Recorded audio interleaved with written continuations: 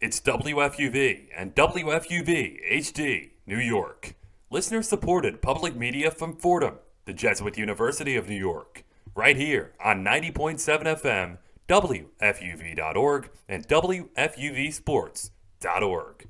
This is One on One, New York's longest running sports call-in show on 90.7 FM, WFUV.org, and WFUVSports.org.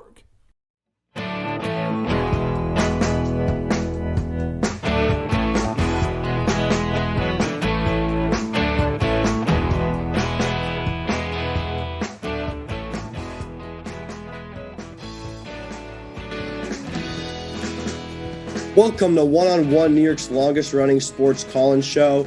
I'm Michael Calamari here with Mike Leegan. Colin Lockman will be joining us later, giving us our headlines on tonight's show. We'll be with you from 11 to 2 a.m. here on 90.7 FM and also on YouTube and Facebook Live. But first, Mike, I'm just so glad to be here, doing one-on-one again. We got a lot of sports to talk, a lot of MLB, also some football that's really approaching. But, first, just how are you doing tonight? I'm doing good. Good to be here. Happy to be talking some sports here on one-on-one. Unfortunately, we wish we could have done the show in person, but Ida had some other ideas, destroying our library here on campus, but in some other locations. But everyone's doing fine. We're doing good. Glad to be here and excited to talk sports. Excited to get some Mets, some Jets. Every New York sport we're going to talk about should be good. Yeah, I totally agree, Mike. And I think this is a great time of year. Personally, it's one of my favorites. The MLB season winding down. This is really where the teams have to perform if they want to get into October baseball.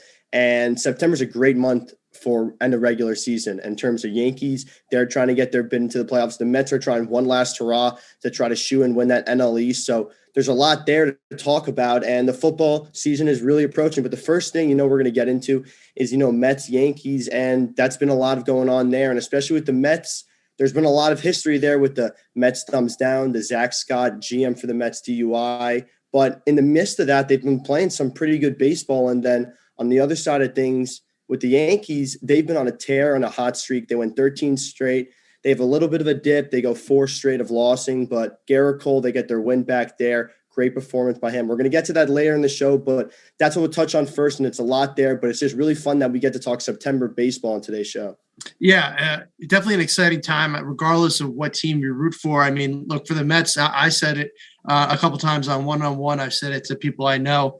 I thought the Mets were dead. I thought the season was over. I know I get accused by some being overly negative, but to me, it's just being realistic. And when I looked at this team, the offensive production, everything that was going on, I didn't see it. I didn't see any chance of this team getting back in it. Now, look, there's still a month to go. They're still not in first place yet. There's still a few games out. That being said, sweeping the Marlins, that's a huge first step.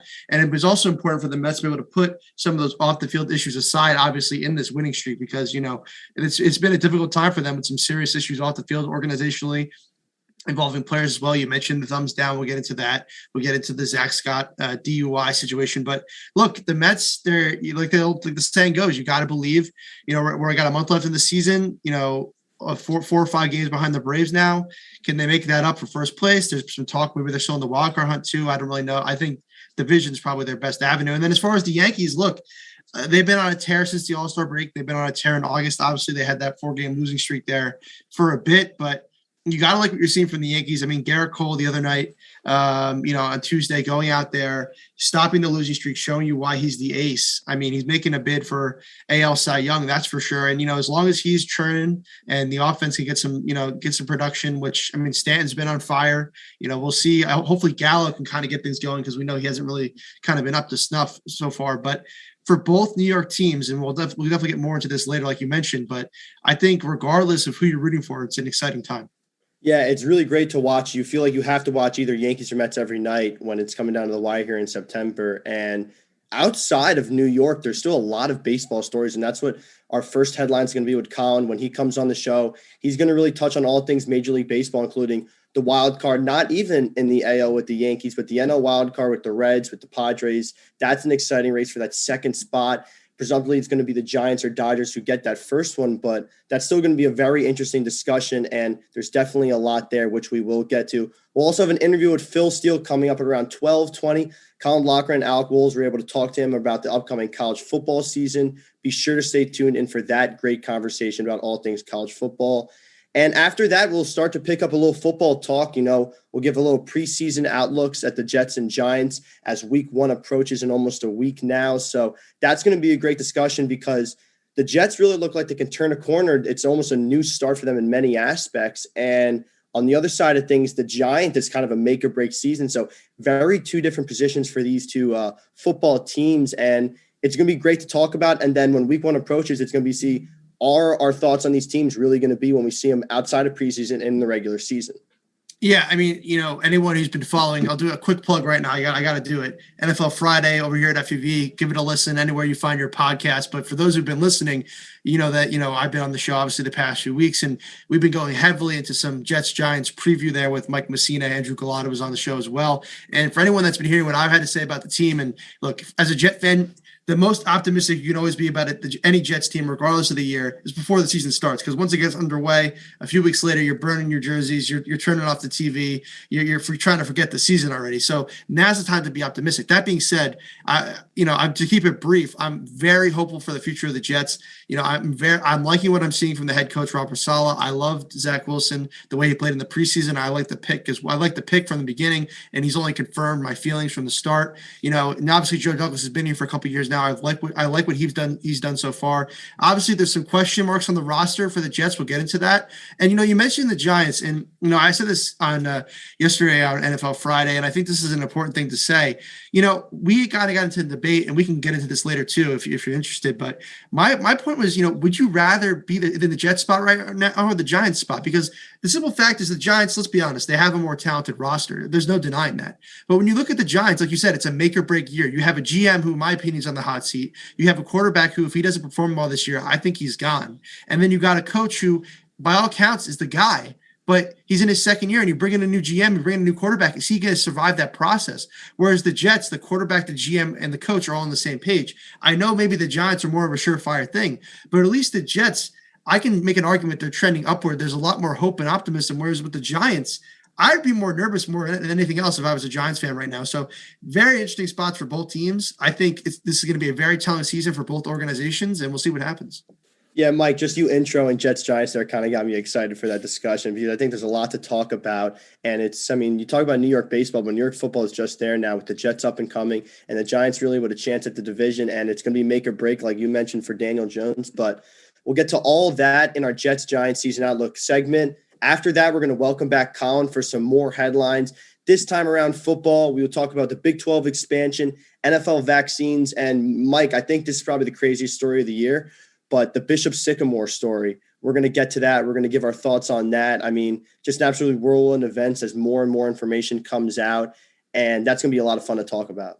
Yeah, I mean, well, just to touch on a few of those things, Big 12 expansion, just in my opinion, I honestly think we're heading to a point in a few years where we're just going to have a mega conference. There's just going to be a conference that has the best teams from the Big 10, the SEC.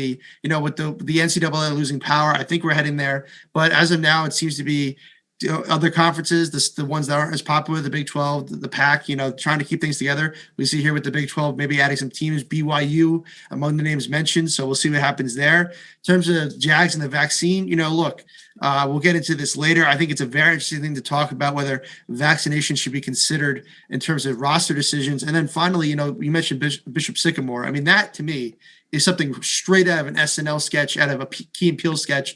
I mean, you cannot make that stuff up. It is insane what happened over there. And then you hear even off the field, you hear the stuff about like players being forced to steal from Walmart in order to eat, just crazy stuff going on. It honestly reminds me, and I saw the meme going around, I'm sure you probably did too, that clip from Benchwarmers when it's the guy's like, I am 12, the baseball player. And that's honestly one of the first things I thought of when I heard this story, because you got guys who are like our age playing like 16-year-olds in high school. So crazy stuff there. I'm sure Colin's got some thoughts on that too, but you can't make this stuff up.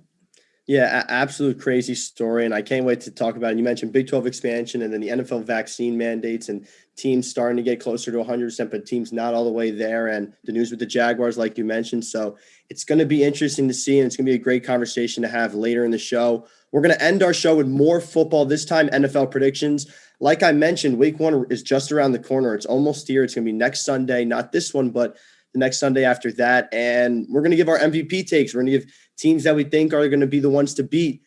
Who's going to win the AFC? Who's going to win the NFC? Stuff like that. We're going to get to all of that and more. Colin will join us for that segment. But until then, we're going to start off in Queens with the Mets. And we'll get to all things with that team right after this short break. We'll head to a break right now. We'll be right back. You're listening to 101 on 90.7 FM.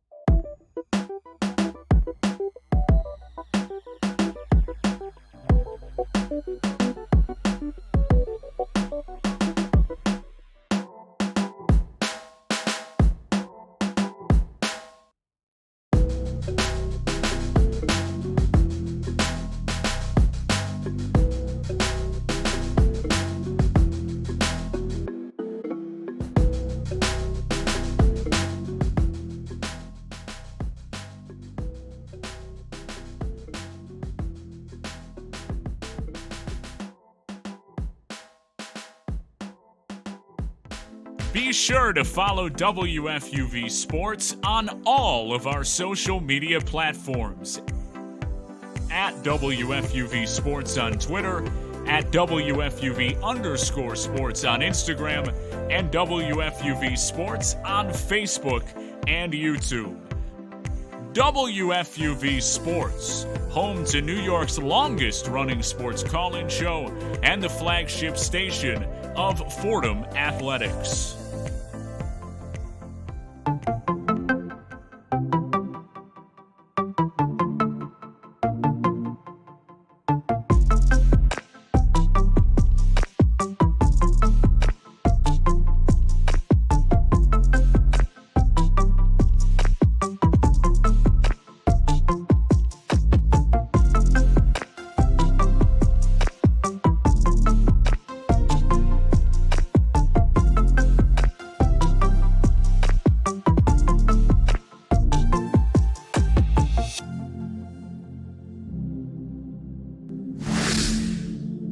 Welcome back to One-on-One, New York's longest-running sports call-in show. Michael Calamari here with Mike Leegan, and it's time for some Mets talk. And before we get to the good, some of the winning that has happened over the past few days, I want to start with the bad. And the first one that comes to mind is the Mets GM Zach Scott, who was arrested on DUI charges Tuesday morning.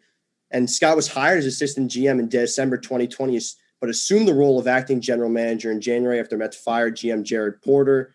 Now, Zach Scott is placed on leave as of now, and further decisions yet to come. But it is really classic Mets, it feels like, to have something like this. And when you're trying to win games and that is happening, you have something like this happen, really just shows the position the Mets are still kind of in. They really haven't graduated to that kind of franchise level that you always think of with the Yankees. But, Mike, I just want to get your thoughts. You are the Mets fan. What do you think about this recent news?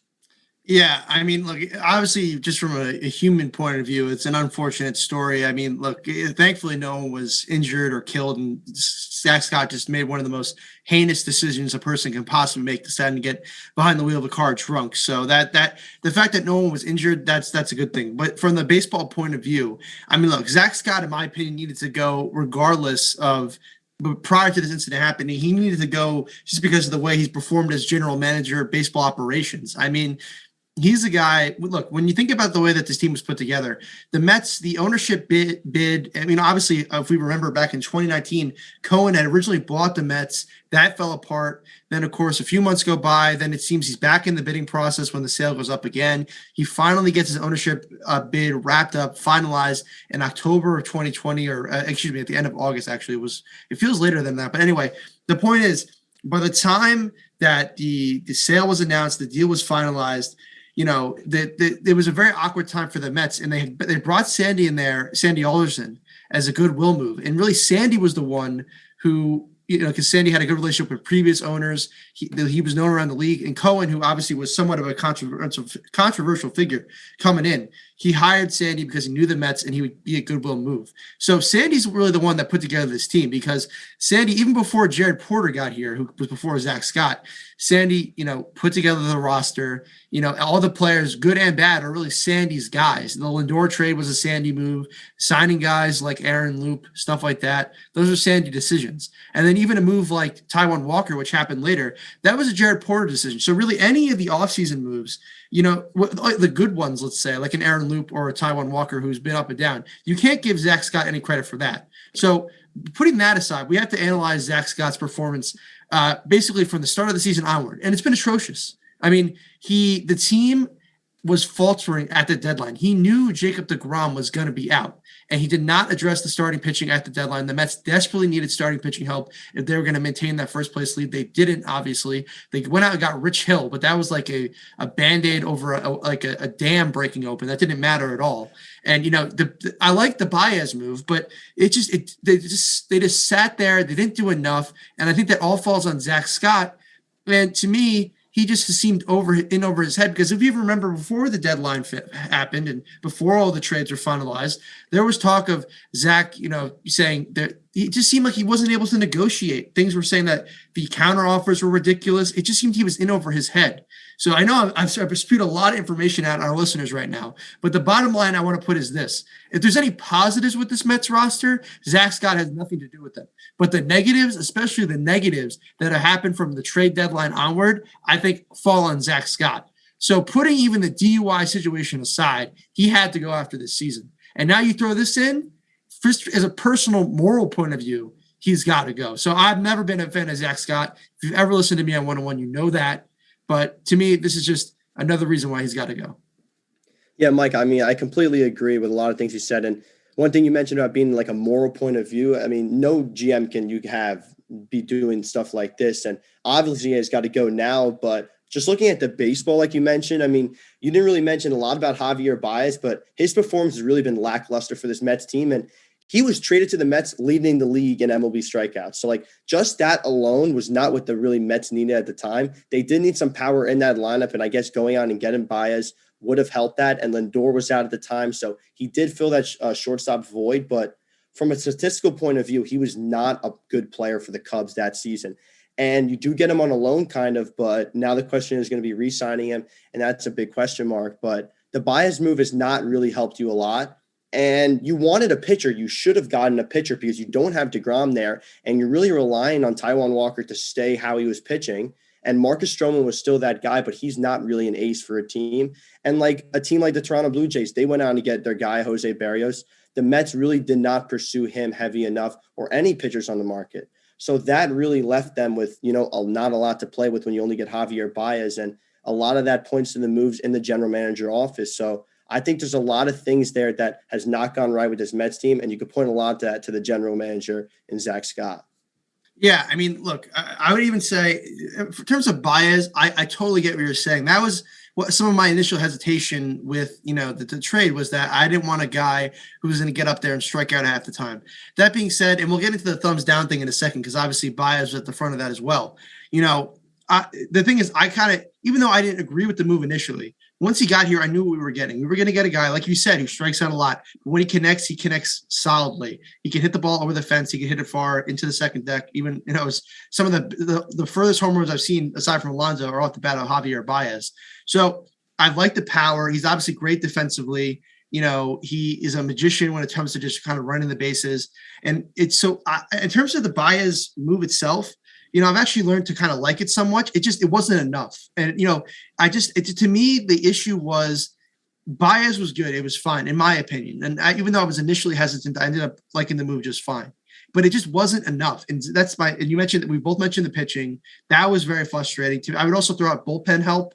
I mean, this team has relied on the bullpen heavily this season. Obviously, guys like Aaron Loop, even Diaz, who I know he's had his moments at times this season, but have been very solid. But Trevor May has been somewhat disappointing. Familia, I don't trust him at all. Miguel Castro started off strong, but has not pitched well down the stretch.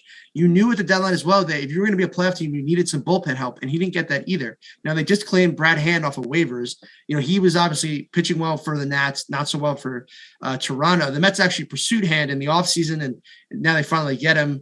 I guess we'll see what happens now. They finally got their guy, so to say. But look, I think Zach Scott, he just didn't do enough at the deadline. He's just not the right guy for the job.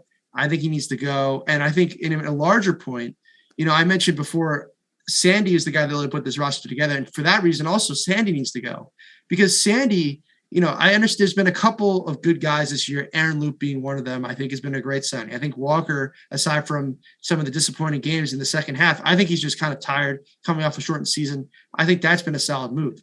But Lindor, let's call it like it is. I like the trade at the time, but it's been a bust, and that was on Sandy. Moves like James McCann, that did not work out well at all. It's just Sandy is just proven that he's not in touch. He's out. And also, we got to give Sandy heat for being the guy that hired Jared Porter, hired Zach Scott. He also heavily pursued Trevor Bauer. So that's three cases of a guy. Three examples of guys that have very questionable character history, and Sandy did not do his homework on them. Does that make Sandy as bad as those guys? No, it doesn't. But it really shows that Sandy is just not well equipped for the position. I think more than likely, Steve Cohen, I think this was a big transition year for the Mets. I think as a Met fan, we expected some big new things with this new ownership of Steve Cohen. I think some good things have happened. I think we've shown a desire to win. We've shown a willingness to go out and make moves. I think that's great. But I think as we opened up kind of the catacombs of Citi Field after the Wilpon sold, and all these skeletons that come out of the closet of, bad guys, harassment, a culture of harassment. I think it was going to take some time for Steve Cohen, and he's shown a willingness to change the culture. He's did an investigation. I think these guys who are not good guys are all going to be gone by season's end. Zach Scott's also on leave right now because of the DUI. I think it's likely he doesn't come back for the rest of the season. So the point is this. I think Scott will be gone. I think Sandy's going to be gone. I think more than likely, unless he has a great run in the playoffs or something, Rojas will be gone. And then with that, Steve can bring in some guys who can breathe in some fresher light into this, or fresher air into this organization, help turn things around, help maximize players. And he can bring in guys who are just more in touch, who can build a better roster.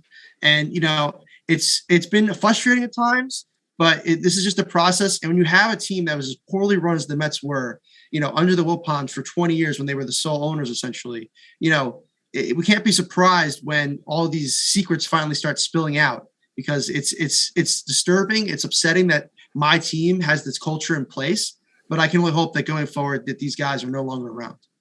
And Mike, you mentioned a lot of things with Sandy that really have been a problem for this team. And he did make a certain comment in reaction to the players' thumbs down, and that was also received not great. He really called out the players, and that just leads us into that next thing that was really bad for the Mets off the field was the thumbs down gestures that occurred in the Mets 9-4 victory on Sunday over the Nationals. Javier Baez gave a thumbs down sign to the crowd. Francisco Lindor and Kevin Pillar were also among the players to do those gestures, and a lot of people, if they did the thumbs down and really didn't talk about it and just did it, people would have just assumed it was any old thing like the Yankees did in 2017. But instead, they came into the press conference and say it was their way of almost booing the fans. And like I mentioned earlier, Sandy Alderson reacted in a statement on Sunday night saying these comments and any gestures by him or other players with a similar intent are totally unacceptable and will not be tolerated. Mike, as a Met fan, again, I'll go to you first. What are your thoughts on these thumbs down moves? I know you've had a lot to say on Twitter. I've had a lot of great fun watching your tweets. I thought you've done a great job explaining it, but what are your thoughts on this? Yeah, see, you mentioned my Twitter, anyone that's seen those tweets, or just anyone who knows me, I've had, it's been a topic of discussion. I've gotten really far into with people. I'll just try to sum it up as best I can how I feel about it. I'm sorry. I don't think there's anything wrong with booing a player. Obviously, there is a line you cannot cross. You can't be cursing out a player. You can't be attacking their family. You can't be saying offensive things to them. That's ridiculous. That is unacceptable. That should not be tolerated. And if a player, rightfully so, finds that kind of stuff offensive and wants to come at a fan for that, that's fine. I totally understand that. We're human beings. I get that. You have a right to defend yourself. But a simple booing, like just some guy in the upper deck in the nosebleeds who paid $15 for his seat, who goes to one game a year, he's booing you. Like, get over yourself. We fans have been booing players in this town for 100 years. The best players have been booed. Eli, Derek Jeter, Patrick Ewing, the greats of the greats who played in this city have been booed. And not a single one of them, even a guy in Patrick, who didn't even end up winning a title and gets way too much heat because unfortunately he never got over the top with the Knicks and got that NBA championship. He never retaliated against the fans. Derek Jeter, who is the epitome class, one of the greatest shortstops of all time, and I'm vomiting in my mouth as I say this because I don't like Derek Jeter, but I have to for my point. He that statement was going around circulating, showing how, one time he was asked about being booed, and he said, if I was in their position, I would boo too. I just think that it just comes with the territory. New York fans are the best fans because we're passionate. We care. We're not fans in Kansas. We're not fans in Chicago. When you're not playing well, we're going to let you know about it. And I don't mean we're going to curse at you. That's not okay. But booing, look, what that shows to me, it shows that fans are invested. They care. And also to me, when fans boo, it lets the ownership know that the product they're putting on the field is not acceptable. And, the last thing that I really want to get into here is that, be just for the players, be the bigger person. Like, I understand, like I said, if someone is legitimately cursing you out, saying things that are derogatory, they're attacking your family. Of course, you want to go after them. They deserve to be go after. They deserve a taste of their own medicine. But, you're multimillionaires. You're the highest paid, some of the highest paid people in this country. You get to play a sport for a living. You're not, schlubbing over at McDonald's for minimum wage. You're playing a game that everyone loves. And, I'm sorry, someone's going to boo you. It's happened for years. Other players have dealt with it. I think you can deal with it too. Be the bigger person and just let it go. And when you have, my biggest issue was, and to me, I really have to go back to Lindor on this because I think he was really the mastermind. I know Baez was on the focal point, but Lindor, I think, was really the guy behind it.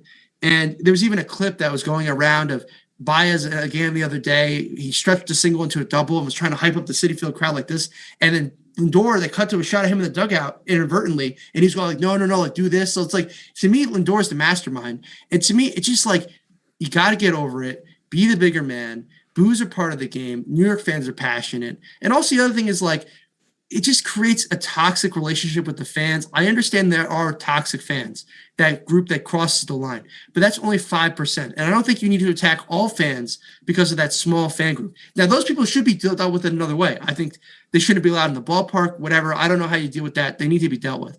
But just to boo an entire fan base back is just absurd. And just innocent people get hurt in the crossfire. I just think booing is part of it. And, I could go on the whole show about this, but those are some of my thoughts on the whole situation.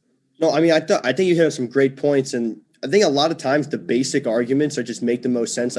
These athletes are paid millions to do what they do. This is their job. If you are not performing well at your job, your boss is going to say something. The people that you affect are going to say something. The fans who come to see you play, who paid money to see you play, are going to play because you are paid to do this. This isn't Little League. This isn't high school baseball. This isn't even college athletics. This is professional baseball. This is your job. So you have to perform well at your job. When you're getting the money you're getting, Lindor is getting 300 plus million. That's nuts to say it alone. And if you're hitting up 210 with barely any homers, what are you going to say about that? That's just not acceptable. And if you don't perform, you should get booed. Look at Giancarlo Stanton. When he first got to the Yankees, and there's all that talk about, he doesn't hit well in cold weather. And for the first month of the season, he was basically an automatic strikeout, and he had multiple 5 strikeout games. He got booed relentlessly before even made out. He was walking to the plate. He got booed. Yeah, I'm pretty sure he even got booed in his first game with the Yankees. Didn't he strike out 3 times in his debut with the Yankees? Yeah, automatically got booed. Yeah. And the one thing I'll say about Stan is whether you think he's great or not, he's hot right now. He's never retaliated against the fans. If anyone, I think, had a case, maybe mad with the fans, it's a guy who was an MVP literally 1 game into his Yankee career getting mercilessly booed. And he didn't say squat. So, I don't know. No, yeah. I totally agree. That was really the point I was making, that Stanton really just accepted it and said, I'm not doing my part. I'm not being good enough. And that's what these Mets players should be doing. And, maybe it's because they're not used to this where they are, but it's because they just think that the fans are really supposed to support them even when they're doing bad. And something I don't agree with completely. And I think it's unfair if you're not performing up to your level of play and you're getting paid that kind of money.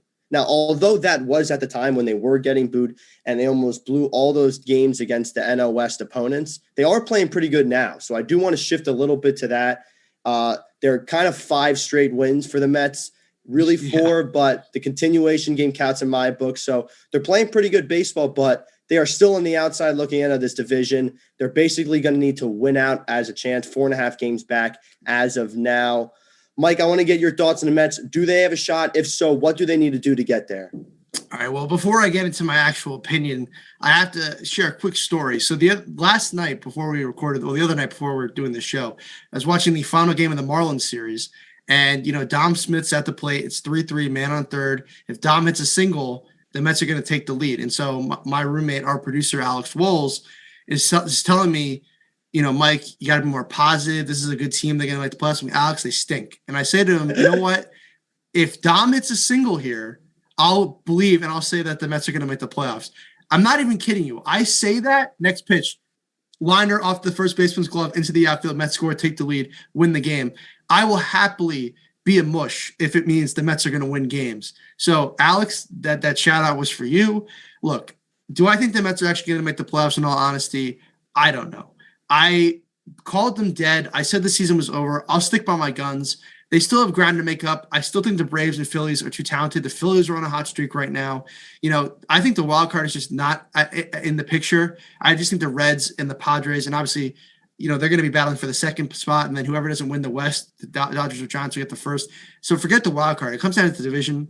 I just don't see them making up the ground. Maybe they can if DeGrom can come back somehow. Maybe if Syndergaard, he's not going to start it all this year, but if he can somehow be a bullpen guy, but now with COVID and everything, he's got COVID now. We'll see what happens. I don't know. I think the most Metsian thing to happen, and I said this to Alex as well when we were watching this game, I was like, this is what will happen. The Mets will get back in it. They'll reclaim first place, and then they'll collapse at the end of the season and miss the playoffs. So if I'm going to predict anything, that's what I'll predict. They'll be in first place again, but they're going to lose, and they won't make the playoffs. But by that point, I'll already be screaming at Jets games, so it won't even matter anymore. But, it's I don't know. Look, they're sucking me back in, but I got to try to be rational because, I've been hurt too many times. Yeah, I will say expect the unexpected with the Mets, and it definitely could happen that they make a run. But, just looking at their schedule right now, they do have the Nationals, they have the Marlins before they see the Yankees for the Subway Series 2-game set. But, look at the other guys in the division. The Braves have the Rockies, Nationals, Marlins, Rockies again. Phillies have Marlins, Brewers, Rockies, Cubs. It's not like either team has a tough schedule heading out. And even the Braves see the Orioles at the end of the season. So the Mets games were really against those NL West opponents. You look back on those series and you have to do better than what you did. You can't blow those late games. You can't lose the Taijuan Walker game when he's had the worst 2 months in the season. You got to win that game when he gives you 7 shutout innings. So that's the big one. And there's a ton of games in either of those series, both home and on the West Coast. But if the Mets do sweep out, which I would say is what they have to do before they meet the Yankees for the Subway Series, then that's really the only shot they have because they're still 4.5 games back. And looking at that Braves and Phillies schedule, they're going to get wins. They need the Braves and Phillies to lose games to make up spots on the division race. So it's a lot of ground to make up for the Mets, and it seems like it's just a little too late. And with the thumbs down, it just like the energy is like kind of building up with these last 5 games and these wins. It could be a bit of a turning point, but there's still all that off the field stuff that's kind of bringing them down. So in my book, I don't see him making. But listen, Mike, you tell me that story about you and Alex watching the game of the Dom Smith single. It kind of fires me up. So I would love to see the Mets make a bid in the playoffs.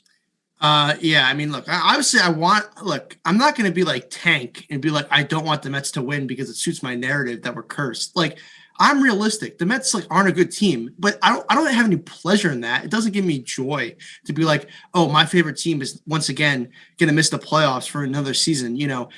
In my conscious memory, I was alive in 2000, but I was a year old. I have no memory. The only time the Mets have made the playoffs in my conscious memory is 2006, 2015, and then a wild card game in 16. It hurts me to say that my team isn't going to make the playoffs. I take no joy in that. I just think it's realistic, but I would love for them to see them going on a run. I think you're right. what really killed them was that stretch against the Western teams. To me, that kind of exposes, even if they were to make the playoffs, they ain't going to go on any kind of run. They're just, the other teams are too talented. Hopefully, now the Braves are playing those West Coast teams. Maybe the Mets can now make up that ground, like you said, with this easier schedule, having swept the Marlins, playing the Nationals, and then we'll see what they can do against the Yankees, which I'm not very confident in. Look, like I said at the top of this segment, like Tug McGraw said, you got to believe. I guess I just got to believe. I got to believe we're going to make a run. But my other question is, when are we going to find Javier Baez's earring? Because his earring fell off after he scored the winning run the other day. And then you had Sandy Alderson, which shows you he's going to be fired. The fact that he was made to do this, searching through the dirt, trying to find it like he was a janitor. So I would love to know if they're going to find Javier Baez's earring soon. That's my final point for the Mets segment today. No, it is a great question, and we're just going to have to see with the Mets. I mean, it's always a question whether they're going to, make a run or not, and it always feels like this is the year with the Mets, and, maybe this is the one they finally make a run, but they're 4.5 back, and it's going to take a lot to get them there. We're going to head to a break real quick. When we come back, we will be joined by Colin. We're going to talk more baseball wild card. It's going to be a headline segment. We're going to give our thoughts on who's going to be the top of those races, but until we come back, we will head to a break. You are listening to 90.7 FM.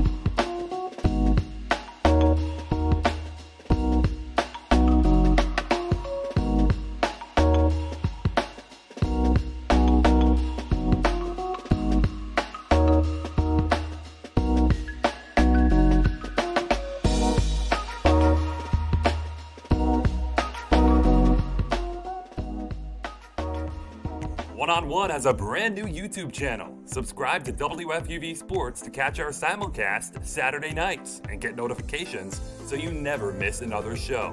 Miss the show? You can find on-demand segments, interviews, and highlights every week. WFUV Sports, home to New York's longest-running sports call-in show and the flagship station of Fordham Athletics.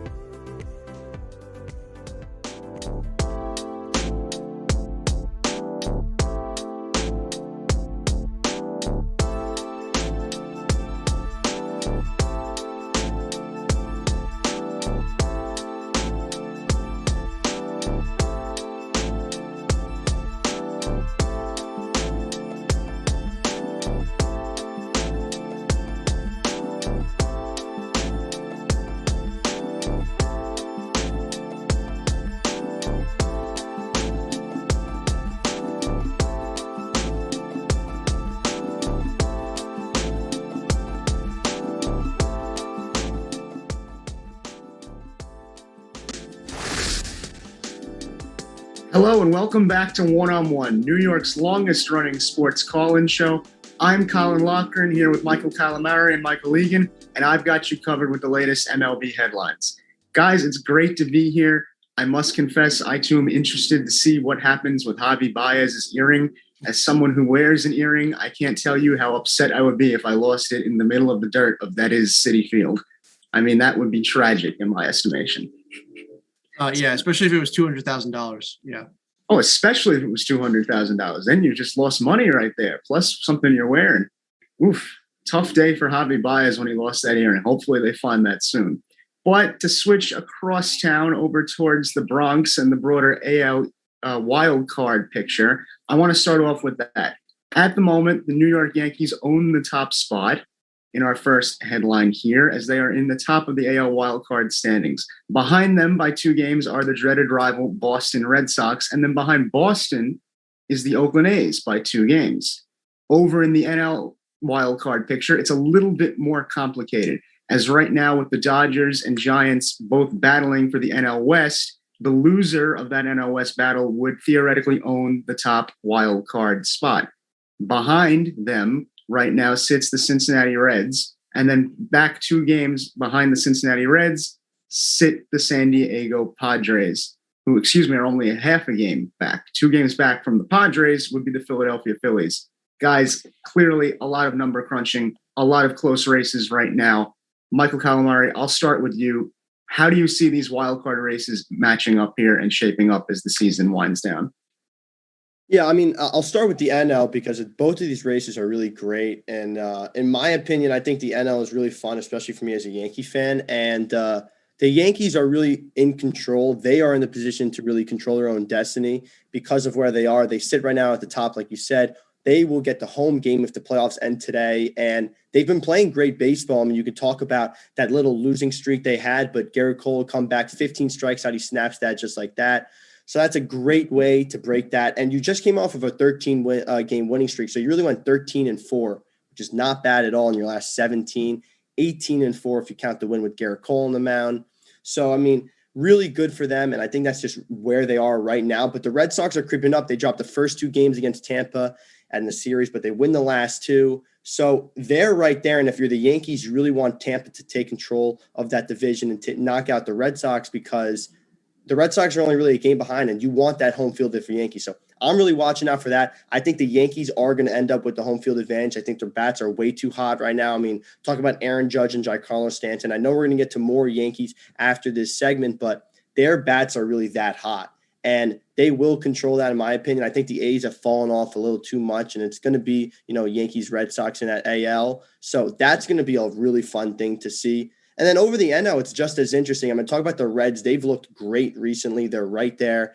And then the Brewers are really going to take control of the division. So it's going to be really Reds and maybe Padres gunning for that second wild card spot. And then talk about the top of the NL West. I mean, you have the 2 teams with the best win record in the NL, but one of them is going to be a wild card team. So that's going to be really exciting. I mean, personally, it's hard for me to imagine the Dodgers don't get the top spot in the NL West because their pitching is just way too dominant. You got Buehler there. You got Scherzer there. Just hard to compete with that, especially in the month of September. That's going to be big time.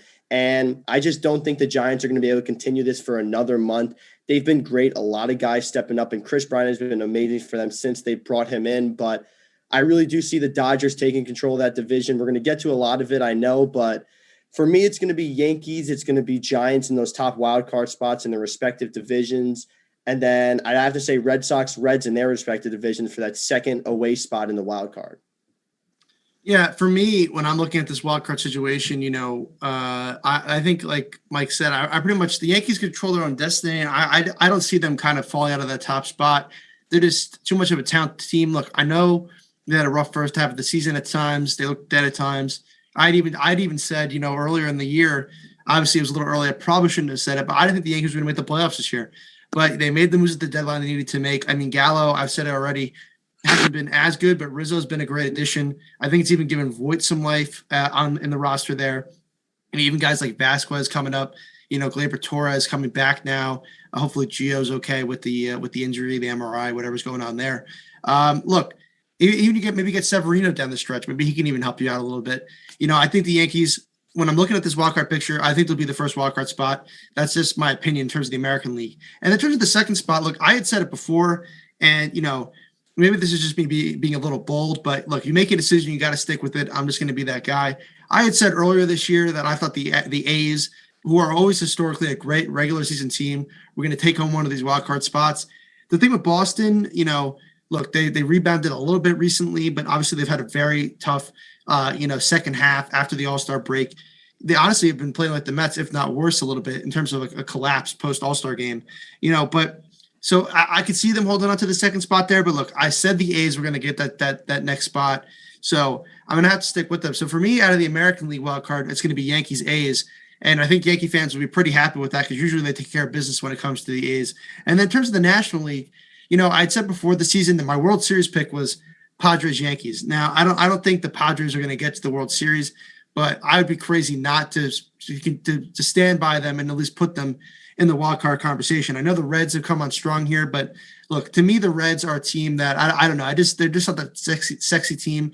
I know they have Jonathan India, who's going to be Rookie of the Year probably. Obviously, Joey Votto still gives you some stuff there when you need it. But look, to me, when it comes to the National League, it'll probably be the Padres in the second spot. And then when it comes to that one seat, it's going to be the loser of the division, whoever comes in second place in the West. I said in my opinion, I thought the Giants were going to hold on. I know the Dodgers have crept back into it. They obviously have an amazing rotation, like you mentioned, Mike, with Scherzer now, with Walker Buehler, obviously Kershaw when he's healthy, who knows what he can do. But, the Dodgers, they're just talented, even on the position wise. I mean, Justin Turner, Mookie Betts. I mean, even Pujols can give you something when he's healthy. Healthy when he's, when he's playing, I should say, because he's a play every day. But the point is, I can see it either way. But again, I'm just going to stick with my original prediction. I know maybe these aren't the best strategies to go with, but I just got to be true to myself. So for me, when it comes down to this wildcard picture, you're going to see 1, 2 in the order. You're going to see Dodgers, Padres in the National League, and then the American League, Yankees, A's, and then we'll see what happens. We'll get. I think later in this segment we'll talk about best record, that stuff. But that's how I kind of see the wildcard picture right now. Yeah, Mike, I would definitely agree with that AL pick. For me, what the Yankees have done this season has been remarkable, considering where they were earlier this summer. And, I'll have to save my breath on that point because I know we have Yankees talk coming up. I have a lot to say, as I'm sure you guys do, on that issue and just how incredible the turnaround has been.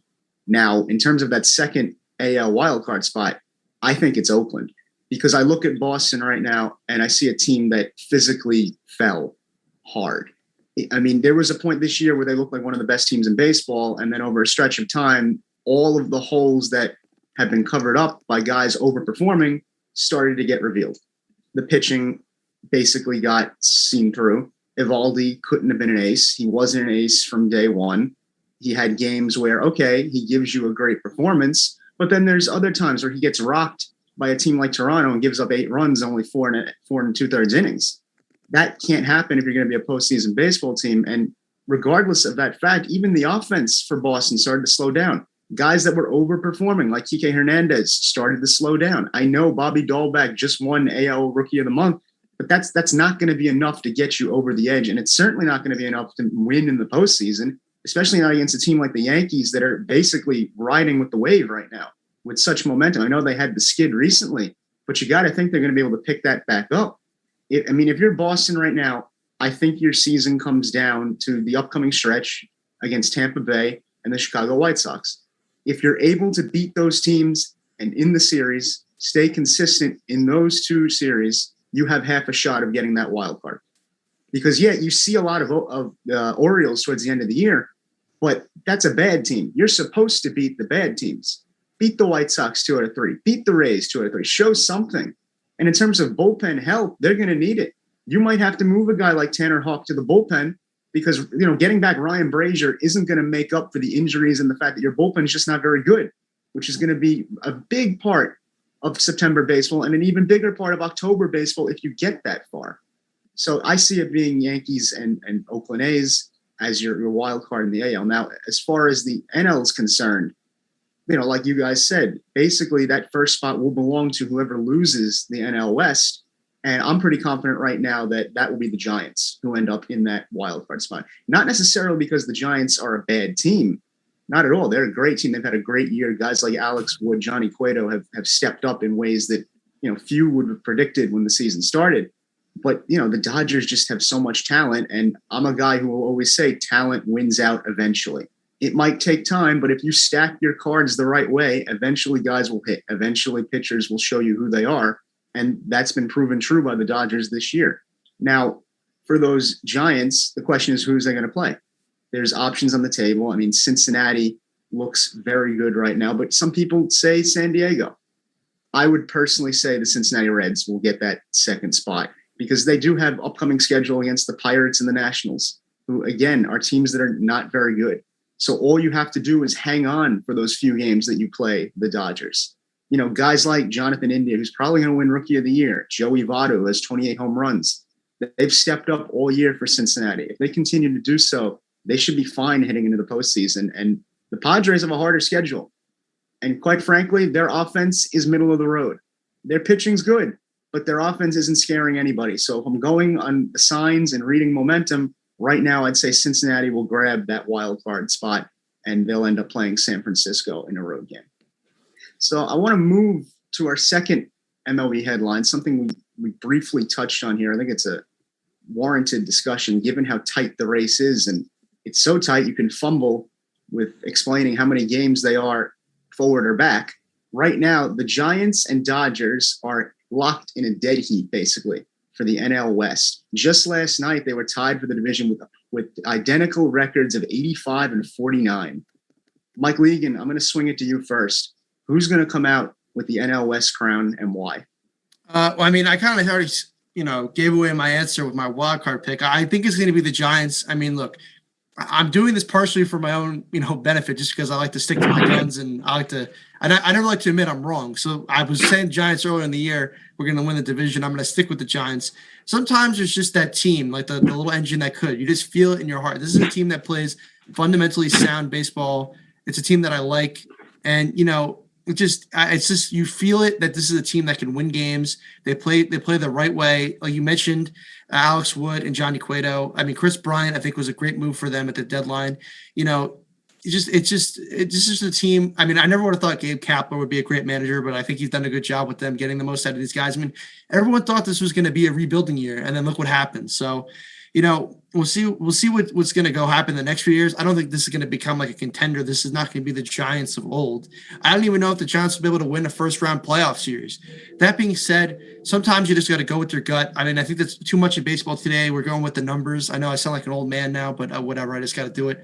So I'm just going to go with the Giants out of the West. I think it's going to be a toss up. I think it can go really either way. But I'm going to stick with the Giants. That's just how I feel. Yeah, like Mike, I mean, I kind of feel like, I kind of gave away the answer, but I'm going to take the other side. I'm going to take the Dodgers, sorry. But, mine really falls under the pitching. I'm going to take the team with the probable NL Cy Young. Walker Buehler, he's got a 2.05 this year in 27 games started. He's won 13 of those games. I mean, he's really been their guy all season long, and that's who I'm taking to win the division. And you bring in a guy like Scherzer, I mean, that's been a huge difference maker for this team. You lose Bauer, Kershaw's still not sure what his situation is. So when you get a guy like that to add to your starting rotation, that's just absolutely dynamic. And that's going to be the difference, in my opinion, for this last month of baseball. And, the Dodgers bats have kind of been a little cold lately. So, I'm expecting them to turn it around. Trey Turner's been a hot bat for them in the last 15 days or so. But some of the other bats like Cody Bellinger, Max Muncy have not been there as much. And, I think that gives them time to turn around and get hot again. So for that reason, I'm taking the Dodgers. I expect them to be able to pull through for this last month or so. And it's going to be a close race. I mean, when you're tied up for the division, anything can really happen. And if you don't make the division, then you have a one-game wild card. So the pressure is going to be on both of these teams to claim the spot. Nobody wants that one-game wild card.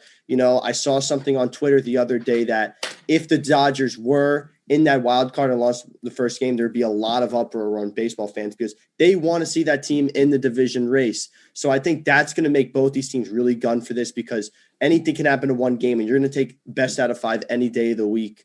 However, I'm still taking Dodgers. I'm taking the pitching over hitting any day of the week.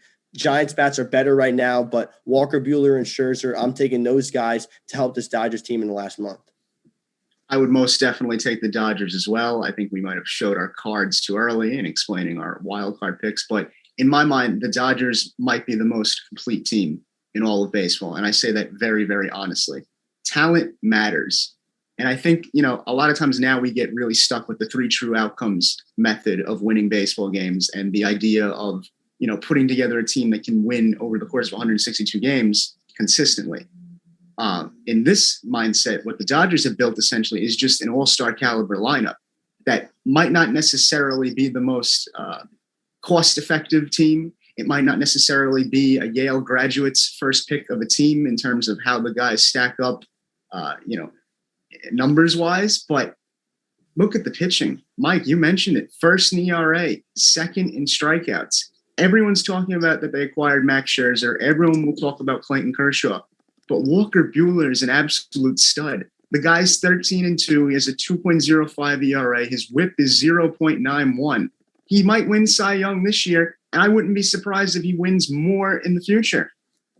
I mean, it's just incredible what this team has done over the course of this season, especially considering they might not have even won the division at one time. People might have said that a team like San Diego or San Francisco would overtake them, but no, they've stayed in the race. And Mike, you point out the fact that offensively they're a little cold right now, but they're fifth in on-base percentage. And in my book, getting on base counts. I'll take that any day of the week. And what's surprising is even when guys like Max Muncy or Cody Bellinger, the big names in that lineup, aren't able to produce, guys like Zach McKinstry and Albert Pujols, who are role players, seem to step up for this team. I just view the Dodgers as this complete unit that should be feared as we head into October, and they might be World Series favorites in my book. But regardless of how you feel about the Dodgers in terms of talent, it should be noted for our last headline here, they have the best record. You know, some people will say record is the only stat that matters. So we're going to talk about that for a minute, gentlemen.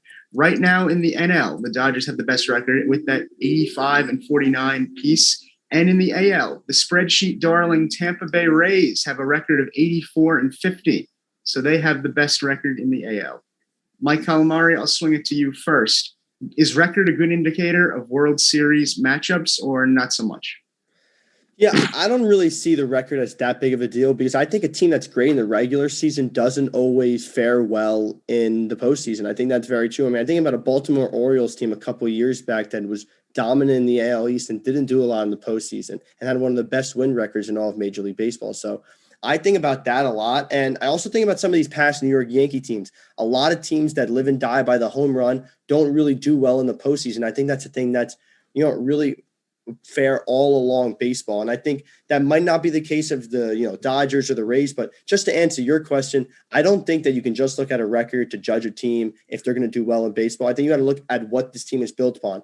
And I think that's what makes the Dodgers so great. They do have that record, but they also have that pitching that I've mentioned. And same with the Rays. That bullpen is dominant for that Rays, and they help them win games time and time again. So those things really help the teams, and that's why I think they'll be good in the postseason. And it's not really the record. Like past Yankee teams, when they've really been home run dependent, had a good record, but the pitching really hasn't been there, that's not shown itself in the playoffs as much as these other teams. So for me, I'm taking the team with the pitching, and that's going to probably be the Dodgers and Rays. And it's not because of their record, like your question asked. I don't look at the record, but I'm looking at their rosters, and that's why I like both those teams going forward.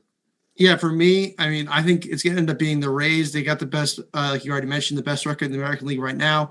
I don't see them, I don't see that being made up by anyone else. I think that's going to be them in the American League. I mean, they were 18-1 this year against the Orioles, which is just crazy. It shows you how they capitalize against poor teams. And in terms of the National League, I'm going to keep rolling with the Giants. I think the Giants, the Giants and Dodgers are neck and neck right now in terms of record, like we already mentioned.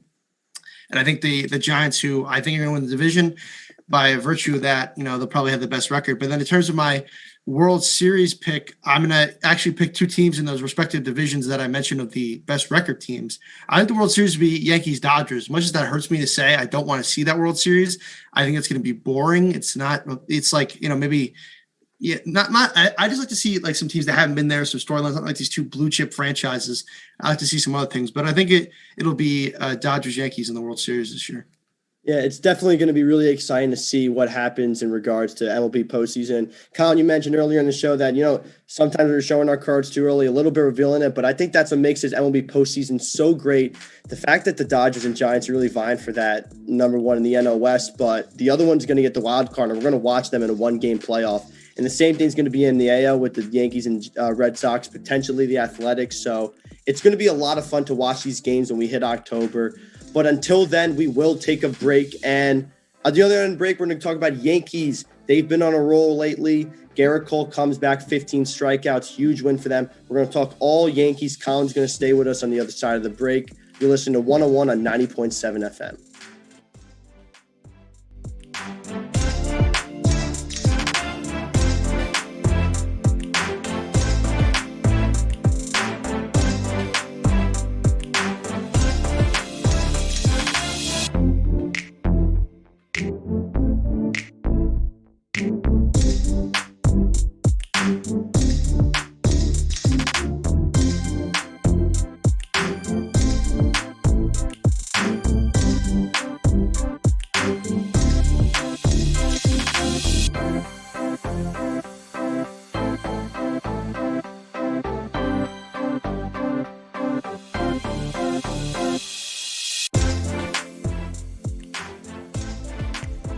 To support the WFUV Sports Department, visit support.wfuv.org to become a member or make a one-time donation. WFUV Sports, home to New York's longest-running sports call-in show and the flagship station of Fordham Athletics. It's WFUV and WFUV HD, New York. Listener-supported public media from Fordham, the Jesuit University of New York. Right here on 90.7 FM, WFUV.org, and WFUVSports.org. This is One on One, New York's longest-running sports call-in show on 90.7 FM, WFUV.org, and WFUVSports.org.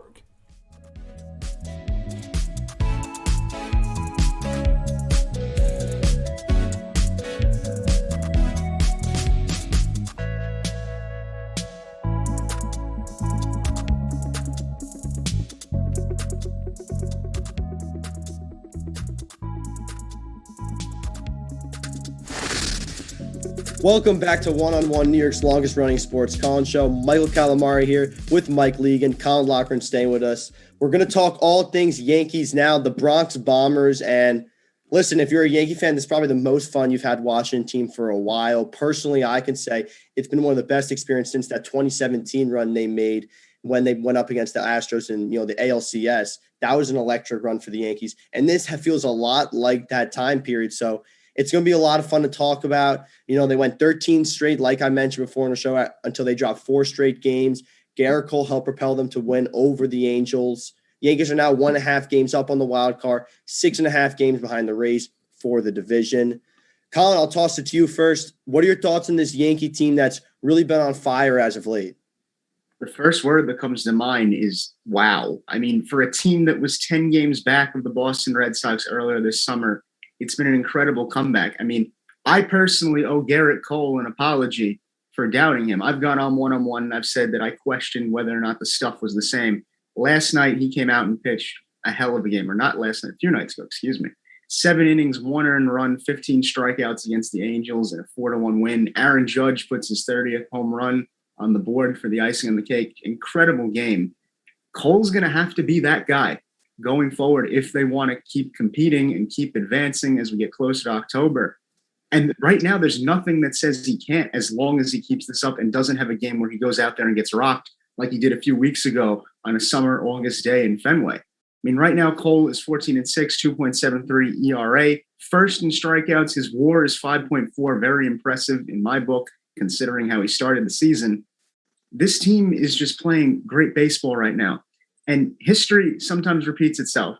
And for the New York Yankees, it reminds me so much of 1978. Because in that year, you had to make an adjustment. You had to take out the element of drama. You had to take out Billy Martin. After that, the team starts moving in the right direction. Guys like Chris Chambliss, Reggie Jackson, Greg Nettles start playing well. The pieces come into place. This year, you didn't have to make a managerial move like that, but you went out, you got Rizzo.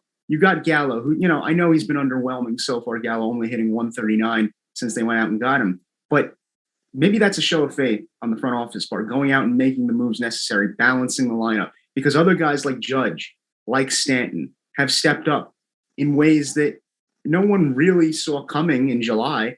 If you were to ask any Yankee fan, would Giancarlo Stanton get hot out of nowhere and help this team potentially get to the postseason? I probably think they would have laughed. I mean, I didn't see it coming. Judge, by the way, second half of the American League season, he's second in batting average, first in on-base percentage. That's pretty impressive in my book. This team has done something incredible this summer, and there's no reason not to believe it won't continue. Yeah, I mean, look, the Yankees, I said it before, I didn't think they were going to the playoffs this year. I thought the season was over for them. I just didn't see it happening. I mean, there were some who thought at the trade deadline, I wasn't going this far, but who thought they should have been sellers. They should have gotten rid of some pieces that weren't going to be here maybe long term. I'm Brian Cashman, I think the surprise of most of us was a real buyer at the deadline, not only bringing in Gallo, but bringing in Rizzo too. And thank God he brought in Rizzo because he's been the better player of the both of them. I mean, Gallo's had his moments, but in 10 at-bats in the Angels series, Gallo only hit the ball at the infield 2 times. So, I mean, that just shows you it's been underwhelming. I mean, Colin, you already mentioned his lower batting average. You know, we all said it. We all think the Yankees are going to snatch up that first wild card spot. So I think, at this point, we're just kind of, giving them a pat on the back and kind of highlighting, how good they've been. I mean, they're 22-8 since the start of August, 31-13 since the All-Star break. I mean, that is just an amazing run. You really, no one saw this coming, I don't think. And look, it hurts me to say this because I'm no fan of the Yankees, but it's very impressive. You can't deny it. Once again, as a Met fan, I was reveling in the Yankees failures. I was like, finally, they're not performing. And of course, they turned around and did great. I think, unfortunately, obviously, you lost Zach Britton recently, but they're bringing back David Robertson, recently activated. Maybe that can help supplement a little bit.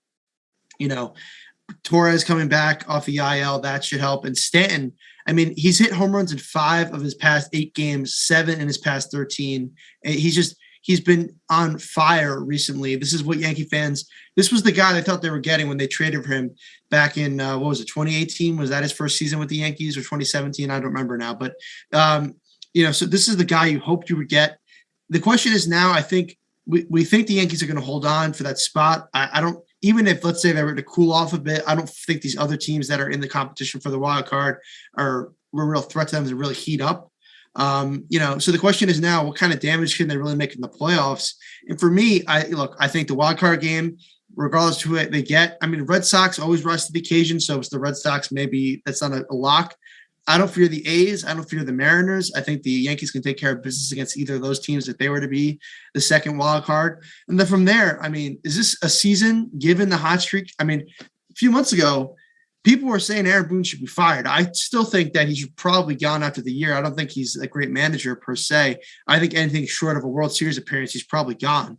But is this a team that, I mean, a World Series expectations, what we should have? I know Yankee fans always have high expectations, but I would love to hear you guys' thoughts as we kind of evaluate this team right now. What is the reasonable expectation going forward for the playoffs?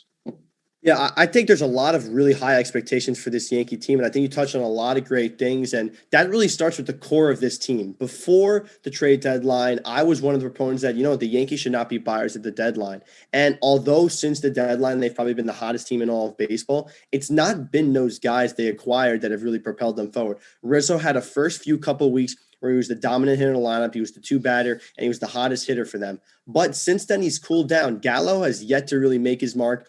He's objectively won in 2 or 3 big games with the bat. But besides that, he's not been the guy you expected for when you trade for him. Instead, it's been guys like Stanton, like Judge, like Voit. Stanton, like you mentioned, in the last 15 days, 361, 5 homers. Judge in the last 15 days, 465, 4 homers.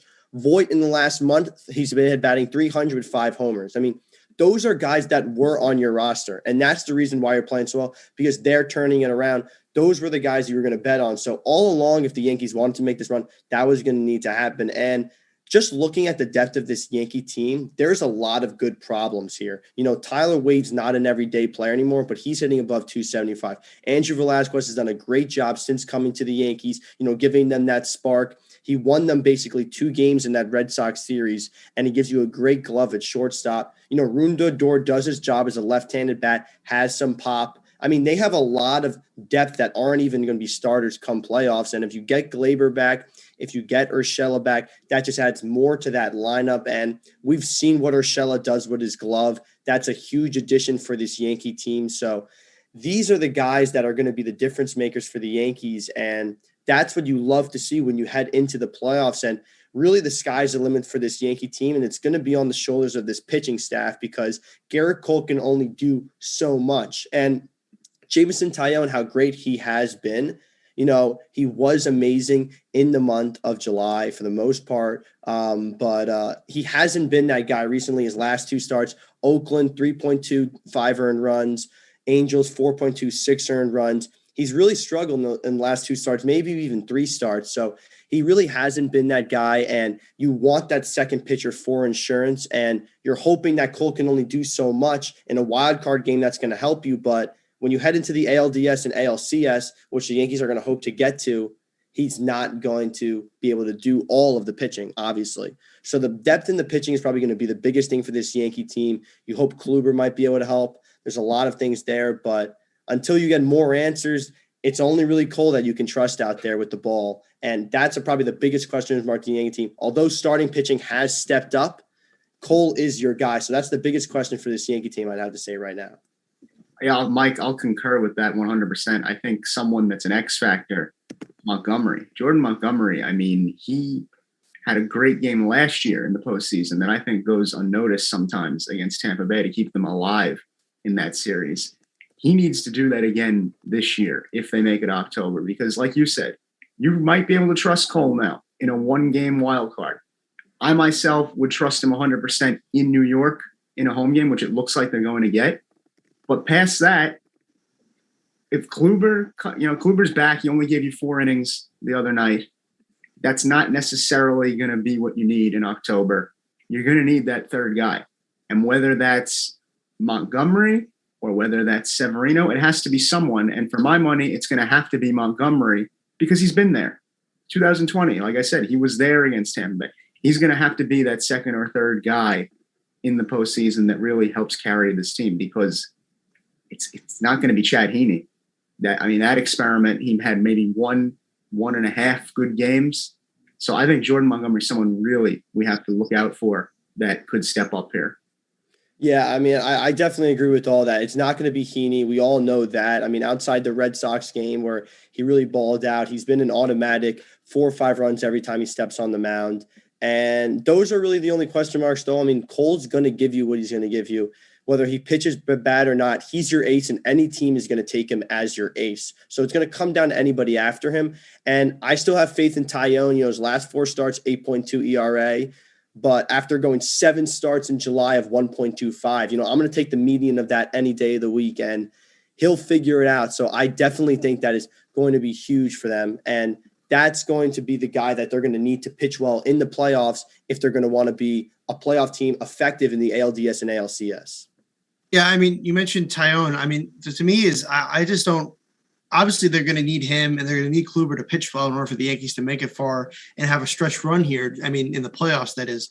But I just when I look at this Yankees rotation, there isn't like for years what the Yankees lacked was a true ace. They got that in Gary Cole now, but now what they're lacking is that true number 2. I know it's like we got one, now we need another. But when it comes to the playoffs, it's all about pitching, and what the Yankees are lacking is that pitching. They have Cole, but Corey Kluber, he hasn't been as good coming off the IL. Obviously, he threw the no-hitter earlier this year, but that's not really going to help you. He hasn't pitched well recently. Montgomery, I don't really trust him in the playoffs. Tyone, up and down, like you guys have already mentioned. Nestor Cortez, he's probably not going to be in the playoff rotation. Then you look at a guy like Luis Severino, who hopefully can come back before the season's over. But that being said, he's going to have innings restrictions. I don't know how much you can expect from him. So, I think that's the one thing that concerns me most about the Yankees going into the playoffs is, yes, you're going to need these guys to perform. Can they perform? Have they shown in the past they can perform? Yes. I just personally, I don't have a whole lot in this faith in this rotation outside of Garrett Cole. And even though I do think the Yankees can rise to the occasion, I think they can overcome, and I think they have a high chance of getting to the World Series. This is the one thing that concerns me, especially when you look at other teams in the American League who, have some better starting rotations. So I don't know. We'll see. Even if the Yankees were to make it to a World Series, I got to go with the pitching and that Dodgers rotation, who I think is going to represent the National League. I don't think, regardless of how good the Yankees bats are, I don't think they can overcome that. Yeah, and I want to jump in right here because I think we're talking a lot about the starting pitching, but the relieving is also a very interesting thing with the Yankees because, there is that question on who's your closer for your team. I think a lot of people would say Loaisiga is that guy. Recently he's had to go 2 innings in relief, and he's been almost the most dominant pitcher in this relief pen, and maybe in some of the American League, when that sinker is really working and he's doing one-on-one up and into you, that's just too tough for any hitter. So he's just that deadly, and meanwhile, they've got Chapman still in that kind of closing role, and he has looked good in his past 2 opportunities, saving both, but he's still someone that, fluctuates with velocity a lot, and you're not really sure what kind of Chapman you're going to get because he's not the guy anymore who can really go out there and blow the ball by you. He's not throwing 103, 104 like he used to do. The other day I was watching some Yankees highlights, and Chapman was up to 103 easily all the time and closing games, and guys weren't even sniffing it. Nowadays, guys are throwing 99, 100 easily, And Chapman on a bad night's 97, 98. It's not going to be enough to just blow guys back anymore. And when the slider's not biting, he's going to get hit. So I think that's a big question mark with this Yankee team. They need to really figure out who's that closer. And I would always give it to the guy who's the best reliever in your pen right now. And for me, that's Loaisiga. So I think that's going to be a huge thing for this Yankee team because I don't trust the ball with Chapman right now. He's looked a lot better, but I have a lot more faith in handing the ball to Jonathan Loaisiga. And if he's the closer moving forward, I think that's a big move for the Yankees. But if Chapman has the ball again, we could have a repeat of Altuve walk-off homer, the Rays walk-off homer. I mean, these have happened, and I'm not that confident with Chapman closing the game, not as much as I am with Jonathan Loaisiga. Nor am I. Good pitching and situational hitting wins championships. And to hear your point, Mike, this is part of why the rotation needs to step up, and you need that solidified number 2 and potentially number 3 guy that can give you 6 to 7 innings. Because I don't trust Chapman's off-speed stuff. It doesn't seem like it works every time consistently. And like you said, he's losing whatever he had on the fastball. So you're not going to get the 102, 103 mile an hour flamethrower down the plate, which, now it's a toss-up. And let's say you put Loaisiga in for 2 innings, 8th and 9th, you win a game in the postseason. What are you going to do the night after? Zach Britton's not the guy he once was. I mean, there was a time where people were complaining that he wasn't in a postseason game. I can't see that being the case this year. And Chad Green's had his moments as well, where it's just been head scratching. So in my mind, it really does come down to that rotation, to if Cole can give you 6, 7 innings. Can someone like Taillon give you 6, 7 innings in a postseason game? Is it likely? Probably not, which means that the offense is really going to have to stay in the game by just milking at bats, getting deep into counts, making the opposing pitchers work really hard. Because I think the Yankees, if they're going to win, it's going to be kind of a slugfest to get there. I don't see it being like a 2-1 game that they win, unless it's the odd day that Garrett Cole comes in and just absolutely annihilates the opponent. Yeah, I mean, Colin. You can go, Mike. I was just going to say, Colin, you mentioned they're going to need the situational hitting. I mean, that's been one of the Yankees' biggest problems over these last few years. The lack of situational hitting is what has stopped them from going on runs in the playoffs. I mean, you look at last season in 2020, 2019. I mean, the Yankees have, they've gotten there, they've moved on in the playoffs, and then they seems to be the biggest issue is they can't get that timely hit. And I know that they have some new faces in there now with Rizzo and Gallo who weren't here in the past. But, your key players on this team, the guys who are going to need to perform in order to win, are still Judge, Stanton, Sanchez, Voit, Torres, Urshela. These are the guys that struggled to hit situationally in the past. And again, it was just like how I don't have a lot of trust in this rotation. I don't have a lot of faith that these guys, I mean, maybe having a couple new guys in the roster allows you to change things up, give you a little more comfortability for certain guys in other spots. Maybe that'll help get them going. But, again, I don't see that this team that has struggled so consistently to hit situationally in the playoffs. I don't know if we really rely on them to do that going forward.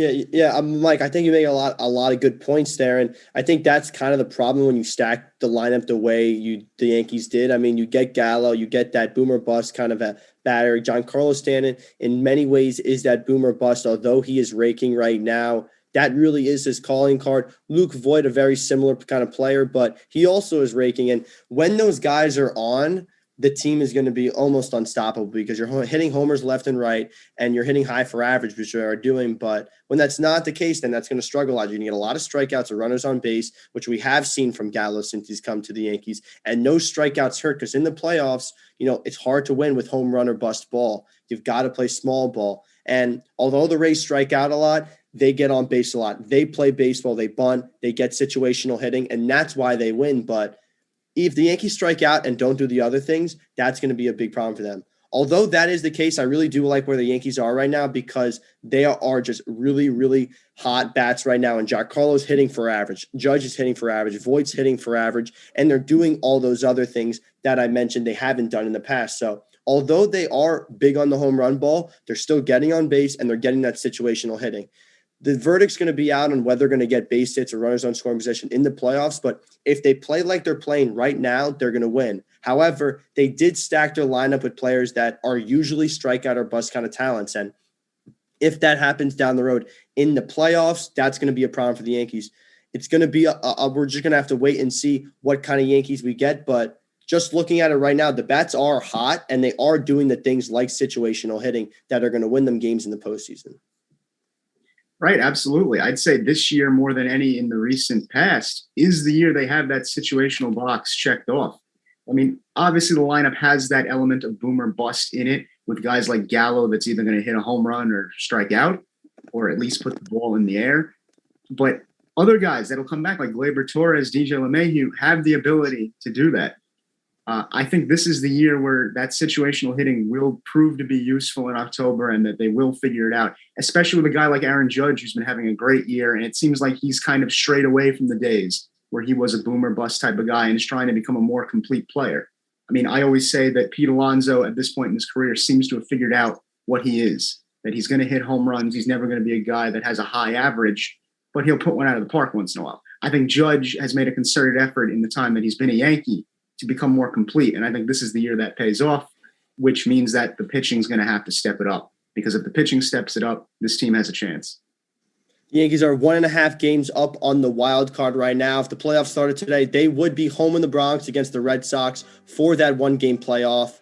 And that would be electric. I think we can say that. But until then, until we find out if that game will happen, we are going to have to take a break. That's it for our baseball talk on today's show, but we do have an action-packed football segment coming up. That's going to start with our Phil Steele interview. Alex Swoles and Colin Loughran handle that one. That is coming up right after this break. You're listening to One-on-One on 90.7 FM.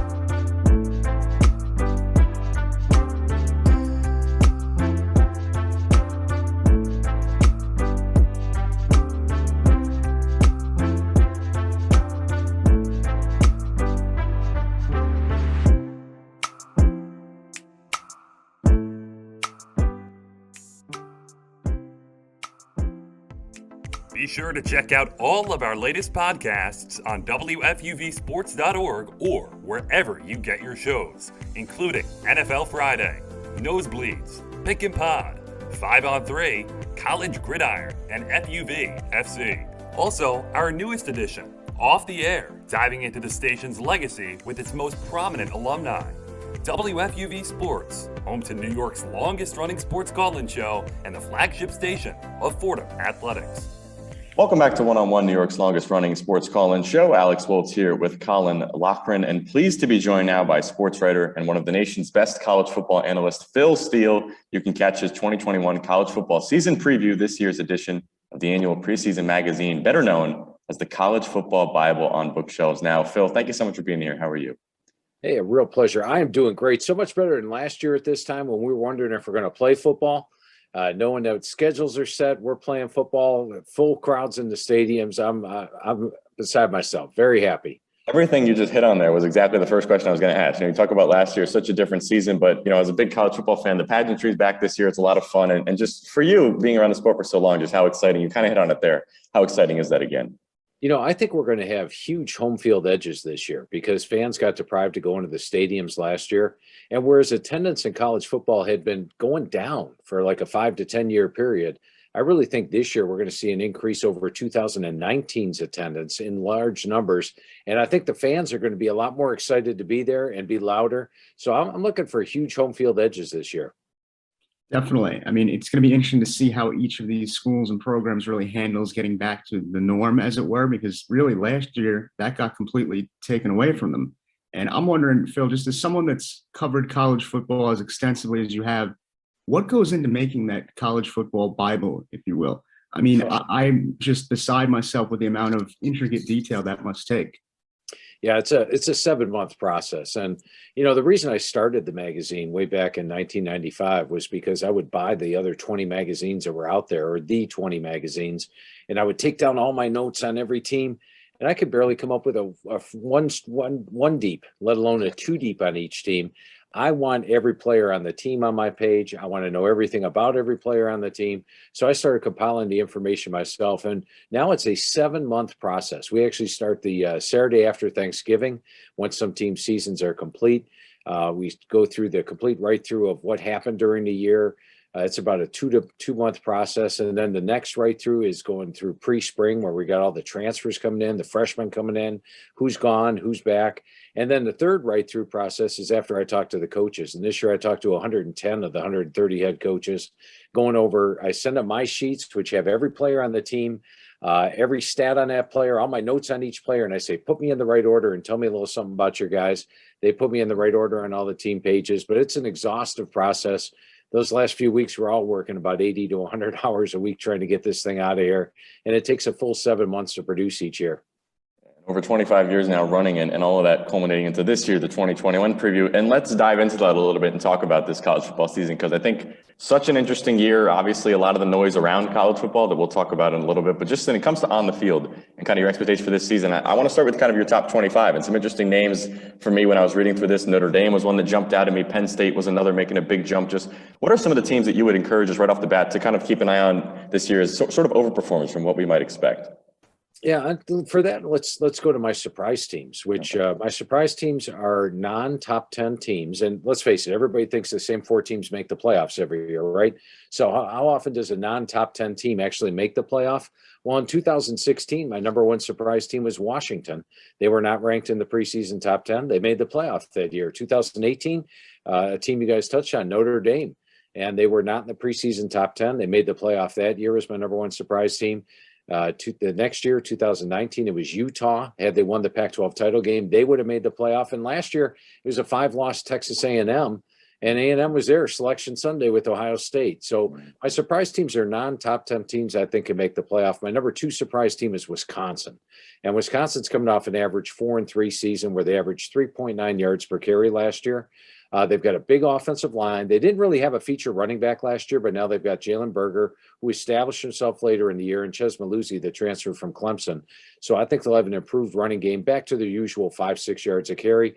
Graham Mertz, their starting quarterback, hit 20 of 21 passes in the opener last year, and then they had COVID, missed a couple weeks of practice. Really wasn't the same after that. I think he'll be one of the best QBs in the country. The defense is always solid at Wisconsin, and they've got a lot of starters back again. And then I love their schedule. Their 4 Big Ten road games are all against teams that had losing records last year. They're a slight favorite over Notre Dame at a neutral site game right now. So they very well could be favored in all 12 games, yet they're not in the preseason top 10. I don't even think they're in the preseason top 15 this year. Keep your eyes on the Badgers. And then another one to really watch is Washington. Washington is barely in the top 25 this year, but they're my number 1 surprise team. Big offensive line, average about 330 pounds per man across the board. Deep set of running backs, 2 veteran quarterbacks, an outstanding tight end in K-Dot. And then defensively, Jimmy Lake has always done great defensively. He's had 2 and 6 returning starters the last 2 years. This year he has 8. Once again, let's look at the schedule. They avoid USC and Utah out of the South. And their 2 toughest games this year are Arizona State and Oregon. They get them both at home. And what I say about home field edges, I think home field's going to be huge this year. Husky Stadium's a tough place to play. I actually have Washington favored in all 12 games this year, and they're barely in the top 25.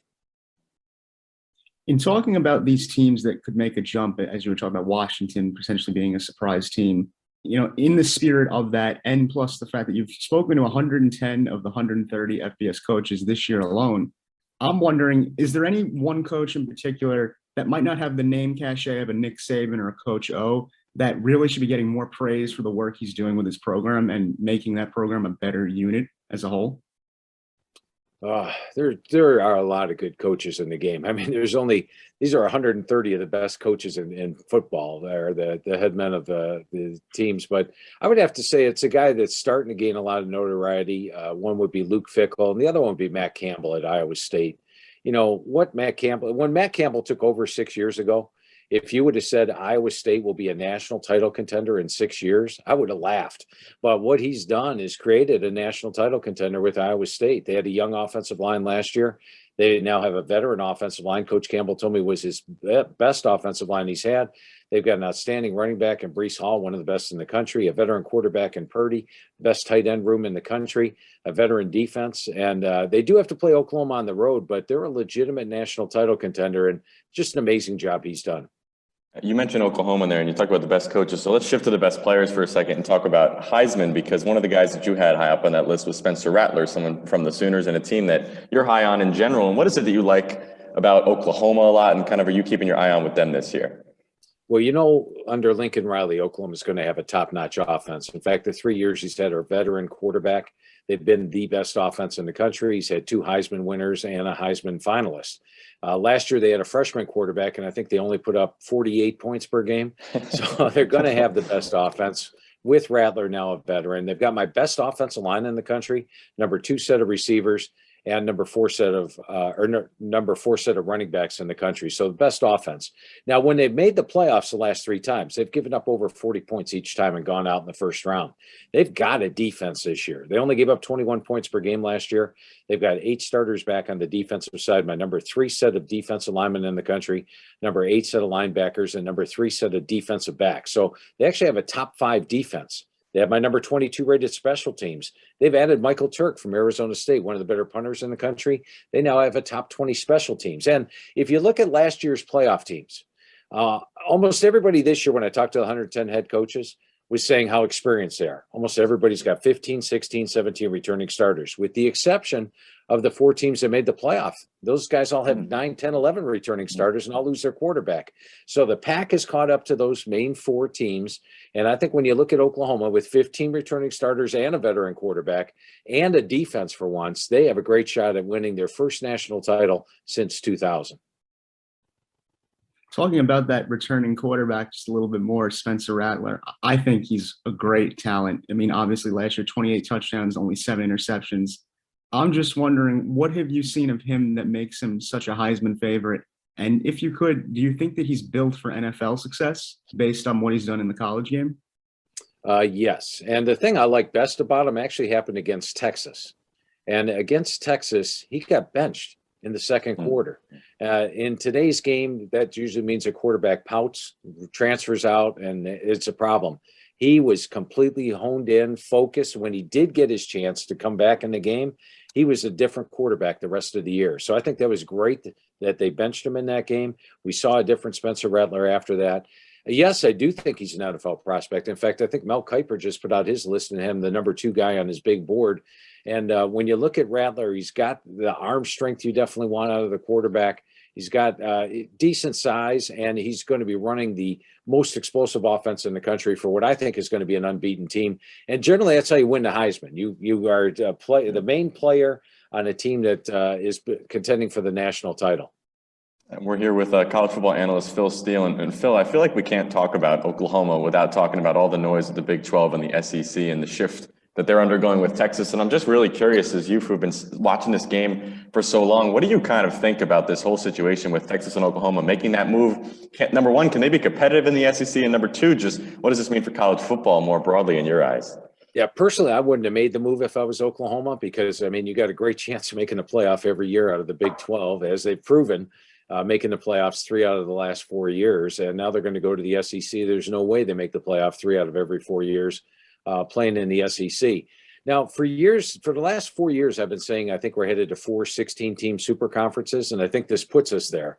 And I believe the alliance between the Big Ten, the Pac-12, and the ACC, where they're not going to poach each other's teams, you'll see them slowly add teams, probably get up to 4 16-team super conferences, and that's where we'll be. Now, if we have the expanded playoffs, the group of 5 teams will be able to stay around, which is helpful. I mean, they're very important, I think, to college football. So, as much as a traditionalist as I am, and it bothers me to see Texas and Oklahoma playing in the SEC, you know what? College football will be just fine.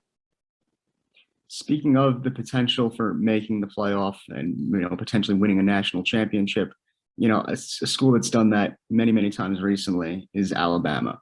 They've been 170-23 under Nick Saban's tenure. And as someone who's been watching closely, why do you think they've been so successful? Does it begin and end with Saban, or is there something to be said about a winning culture within college football that is built over time, and that's the ultimate reason why these programs are able to be so successful?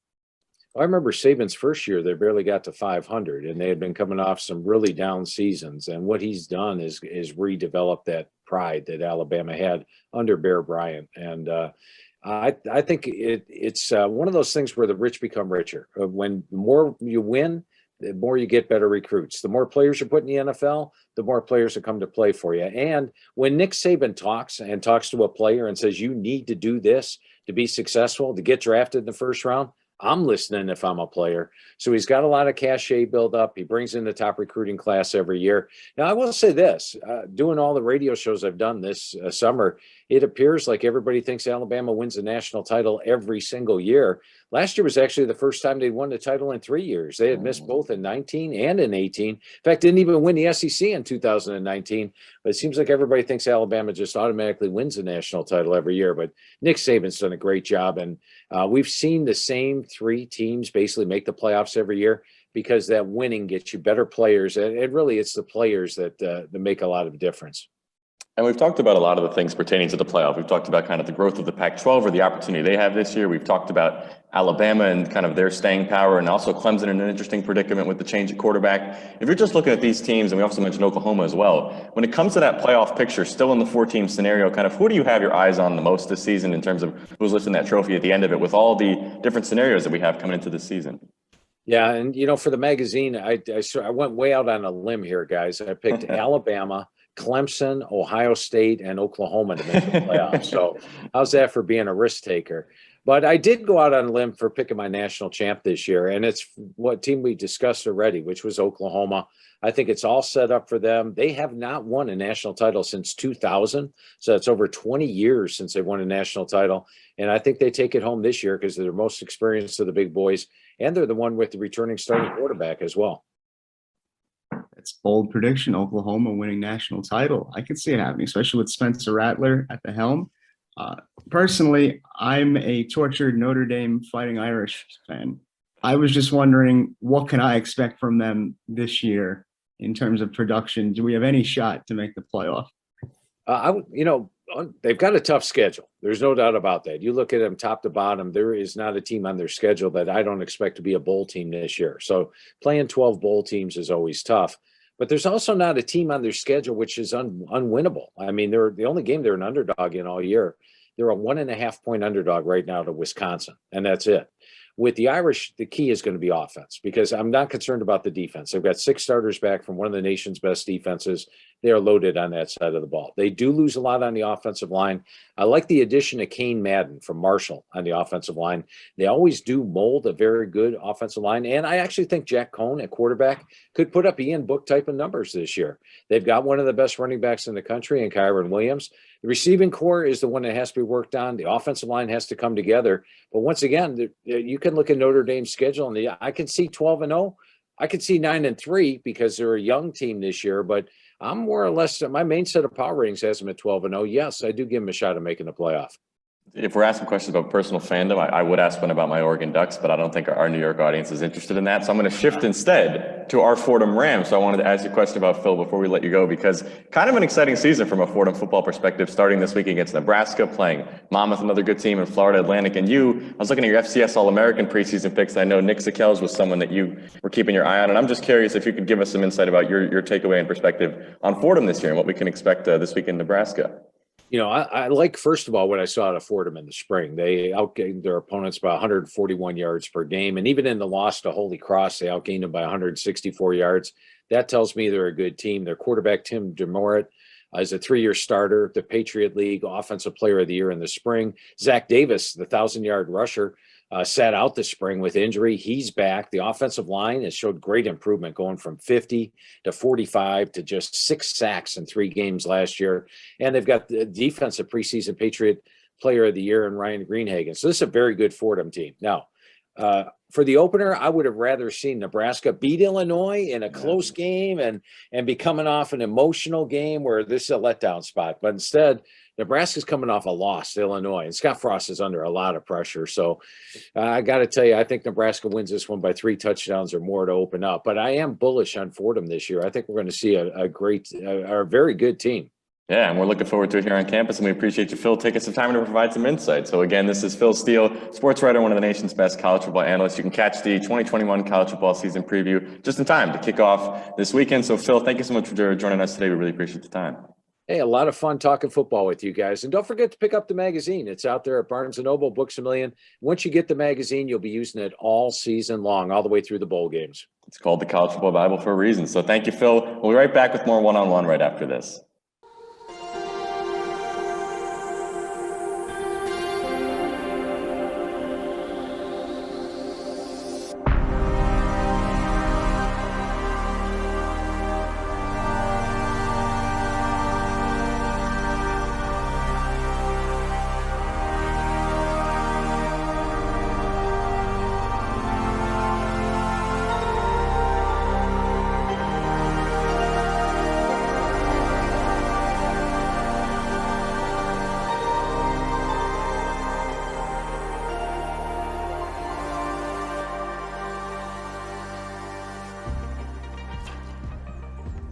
Be sure to follow WFUV Sports on all of our social media platforms.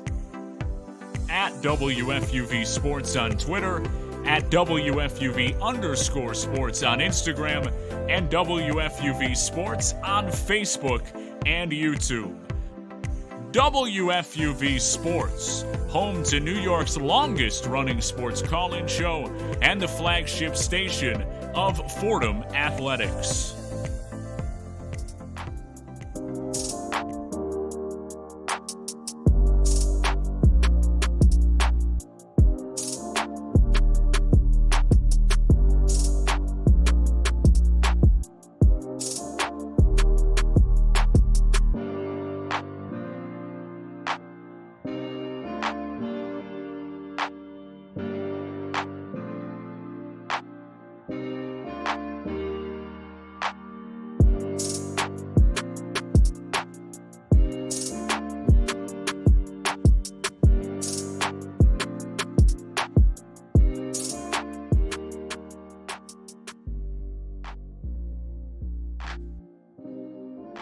We are back on one-on-one. Mayo Calamari here with Mike Leegan. It is about 12:41 now, and we're going to shift from baseball, and we just had the interview with Phil Steele, talked a little college football. We're going to talk NFL. We're just about 6 days from opening night, Thursday night football, and just a little over a week until we have our first NFL Sunday, and we are in New York, so there's not a lot of teams other to talk about than Jets, Giants, and Mike, I want to start with the Jets. This is a team that, has a lot of optimism coming into this year. They did go 2-14 last year, but a whole new regime, new head coach, Robert Saleh, new offensive coordinator, Mike LaFleur, new defensive coordinator, and Jeff Ulbrich. And this is really a complete coaching makeover for the Jets. And not only is there that coaching change, but they also get their biggest position, quarterback change. They send Sam Darnold to Carolina, and they pick up Zach Wilson in the draft.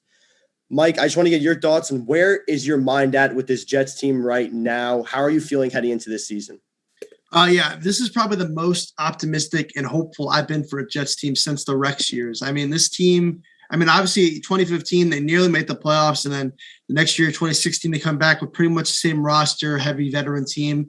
You thought maybe they could be a playoff team. It didn't, obviously. So the last time the Jets have made the playoffs, of course, was the year they lost to the AFC Championship game, the 2010 season, to the Steelers. So it's been a decade plus of misery, essentially, as a Jet fan. One of the worst time frames in Jets history. And we're coming off one of the worst seasons in Jets history, the Adam Gase 2-14 season, like you mentioned, just lowest of lows. Aside from the Rich Coat tight year in the 90s, which of course I wasn't alive for, that was by far the worst Jets season in my memory.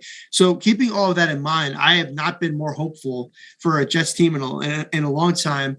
And it starts with, Joe Douglas, who came in here in 2019 to be, or was it 2020, excuse excuse me. Well, it was so weird because his first draft was 2020, but he came in 2019 after McCagnon had already done the 2019 draft. So bottom line, Douglas has been a couple years. It was a weird arrival for him with Gase kind of getting hired by McCagnon, then forcing McCagnon out.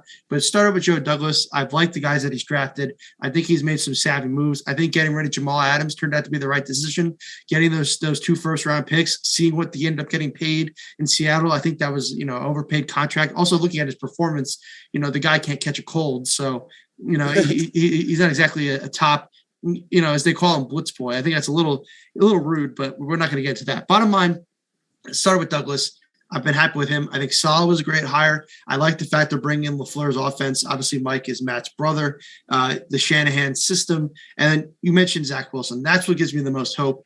And, it's hard not to compare Zach to Sam Darnold. Obviously, Sam was drafted in 2018, also a top 3 pick, was supposed to be the savior of the franchise, and it didn't work out. I mean, Sam had an up and down rookie year, finished very strong in his rookie season. You thought, hey, the last 4 weeks, he had the best passer rating in the NFL. You thought this could be the guy.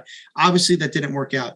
That being said, in seeing what I've seen from Zach, I know it's only been the preseason, and Darnold, I saw 3 regular seasons worth of performance. To me, it just seems like Wilson is – I just get a better feeling with Wilson. Number one, he just looks more comfortable on the field. He's a gamer. You can tell that Sam was a quieter guy, a shyer guy, which is fine. Don't get me wrong. But you want that fiery leader guy to be your quarterback. It seems like Zach's that type of guy. It seems all the players are raving about him in the locker room. The coaches are raving about him. He acts like a veteran. And on top of that, I just love the way that he's played. I mean, you watch him throw the football, it does a beautiful ball. I mean, compare that to Darnold, who wasn't always the best thrower of the football. He's fun to watch. He's athletic. He can move around. He can make those crazy throws off the back foot. I mean, he is the guy. He is that modern NFL quarterback. He's gotten the comparisons to Patrick Mahomes, Aaron Rodgers, which if he can be anything like them at all, I will be thrilled. So I was very excited about the pick. I was thrilled the way he performed in the preseason. He had the highest passer rating. We talk about any quarterback who played in the preseason, even better than Mr. Number 1 pick Trevor Lawrence, who looks somewhat subpar in the preseason, in my opinion. I think a lot of people's opinions. Aside from that last game, I think he turned it around a bit. But the point is, I'm so hopeful for this Jets team. Now, I'm sure we can discuss at the end of this segment kind of, record expectations with Jets and Giants. But, I'm very hopeful. I think this team can be better than people are thinking. I think they're going to get more than 2 wins. I think 5-6 wins is reasonable. Before the Carl Lawson injury, I was thinking maybe even 7. I know it's a little crazy, but 17-game schedule this year. But I just keep saying it. I am hopeful. That's how I feel about the Jets right now. Yeah, I think there's a lot of reason to be hopeful. And I think the biggest thing that is really nice about this Jets team, it's not about this year, which we're going to get to the Giants, and you can really make the case that this is the final year to really, until you make some big time changes in that organization, especially at the quarterback. But for the Jets, that's not the case. I mean, Joe Douglas mentioned the goals for the year, and playoff Super Bowl, they weren't one of them. It's a first year head coach, rookie quarterback, and that's going to be a process, and it's going to take some time. And, you talked a little bit about Zach Wilson, and, you go to the head coach, Robert Saleh. He's had a lot of great things to say about Wilson. He's talked about his preparation in preseason, studying game tape, getting to practice. And he said he's light years ahead of normal rookies. I mean, that's the type of quote you want to hear your head coach say about your starting quarterback. So, I mean, he's taken every first team rep in the spring, and barring injury, but he will be the week 1 starter right away. And that's things you really like to see. And, Mike, I mean, you mentioned it, just watching it, the eye test. I mean, the way he makes throws, his connection, his chemistry with Corey Davis already, we've started to see, he's really looked the part, and his poise in the pocket is really great. He doesn't rush when there's pressure. He finds the space in the pocket to make the good throw. And he always seems like he's making the right decision. So I know it's preseason and it's early, but he's taking first team reps. It's not like Justin Fields who's going to come into the second, third team in the preseason. Zach Davis is going up against most of other teams' first team defenses. So I think that's something to keep in mind. And he has looked good. Now, what you do hear me saying, there's a lot of positive, and you might think, well, Jets might, make a playoffs or have 9 or 10 wins this year, but that's not the case. But I did mention earlier, it's not about this year. This is a stepping stone year. So just in that regards, if the Jets pick up 3 or 4 more wins than they did the year before, then they can continue to build off of something, and that's the direction they need to go in. Yeah, I mean, look, I think all signs point to this just not being like you said, it's not a win now season. I think they basically admitted as much. I mean, you look at the fact that the cornerback situation, defensive backfield is incredibly young for them. I mean, they're playing all rookies. A lot of them were mid to late draft picks. They kept a guy in Isaiah Dunn who's an undrafted pick who could very well start for them, an undrafted free agent, excuse me. They cut Bless Austin, who I was not a huge fan of, but he was a guy out of Rutgers who was a couple years into the league, had some experience at least.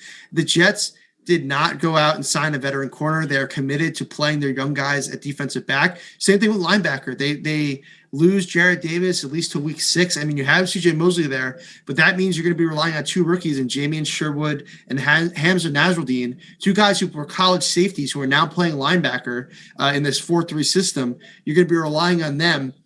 We'll see what happens here. I think the Jets have shown in their personnel decisions, in the way they feel about things, that they are committed to playing their young guys at every position, whether that's quarterback, that's cornerback, whether that's linebacker. They want to see what they have. This is a rebuilding process. The Jets have been a dumpster fire for years. They've tried the quick fix. They tried to do that quick thing with Fitz. They tried to turn things around quickly. It hasn't always worked. And I think they're approaching it the right way now, trying to build a steady contender, a team that can win for a long period of time. You look at a team like the Bills, a team that's built from the ground up with young players. I think the Jets are the Ravens are another example. The Chiefs, the Jets are following the right model here. I'm not expecting playoffs. I just want to see progress, and I think we're going to see that. And as long as Zach Wilson shows me some stuff, as long as he's going to make mistakes, he's a rookie. I get that. But as long as he can show me the nice throws, the games where he has 3 touchdowns, I want to see growth throughout the season. As long as I can see those things, I will be happy. I'll be content. And look, I think the biggest thing is that Saleh, even though they don't have the most talent in the league, I think Saleh can fire up these guys.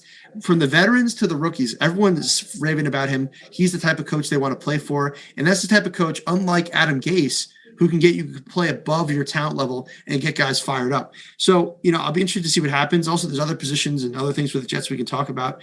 But as long as I see progress, I'm going to be happy. Yeah, and you talk about progress. I mean, just the future of the Jets after this year, they're really young with a ton of cap space, and they've got 10 picks in the next year's draft, including 2 1s and a 2 2s. So that on face value too is just going to set this team up for a lot of chance, to build on what they have. And, you talk about their defense. That is a bit of a concern, especially the cornerback situation. That's going to be tough. You get Carl Lawson, torn Achilles. He's out for the season. You do get edge Shaq Lawson from the Texans. So, you hope that helps up a little bit, but the defense will be a little bit of concern. But, the offense is kind of deep. The running backs is going to be a committee, Tevin Colvin, Michael Carter. That's going to see who maybe wins that job. But as of now, it's a committee. But the wide receivers might be their deepest unit. You got Corey Davis, Denzel Mims, Crowder, Elijah Moore. This is a lot of weapons for Zach Wilson to throw to, really. And the O-lines, it's growing. Elijah Vera Tucker, Mekhi Becton. If they stay healthy, that's really going to help this line, help protect him. So there's a lot to like about this offense, and there are definitely weak links. This is not a Super Bowl level offense, not really close to that, but there are young pieces that really help you believe in this team, that they can, build on something. And just looking at the roster on that basis, there is some positives that you can take away, that they're not going to be the 2-win team they were last year. Yeah, I mean, to me, the biggest thing is quality. I finally, as a Jet fan, I can look at the roster and be like, there's at least quality NFL players on this team. I think also talking again, all these comparisons to the 3 years of Darnold, the Jets have learned from their mistakes with Sam.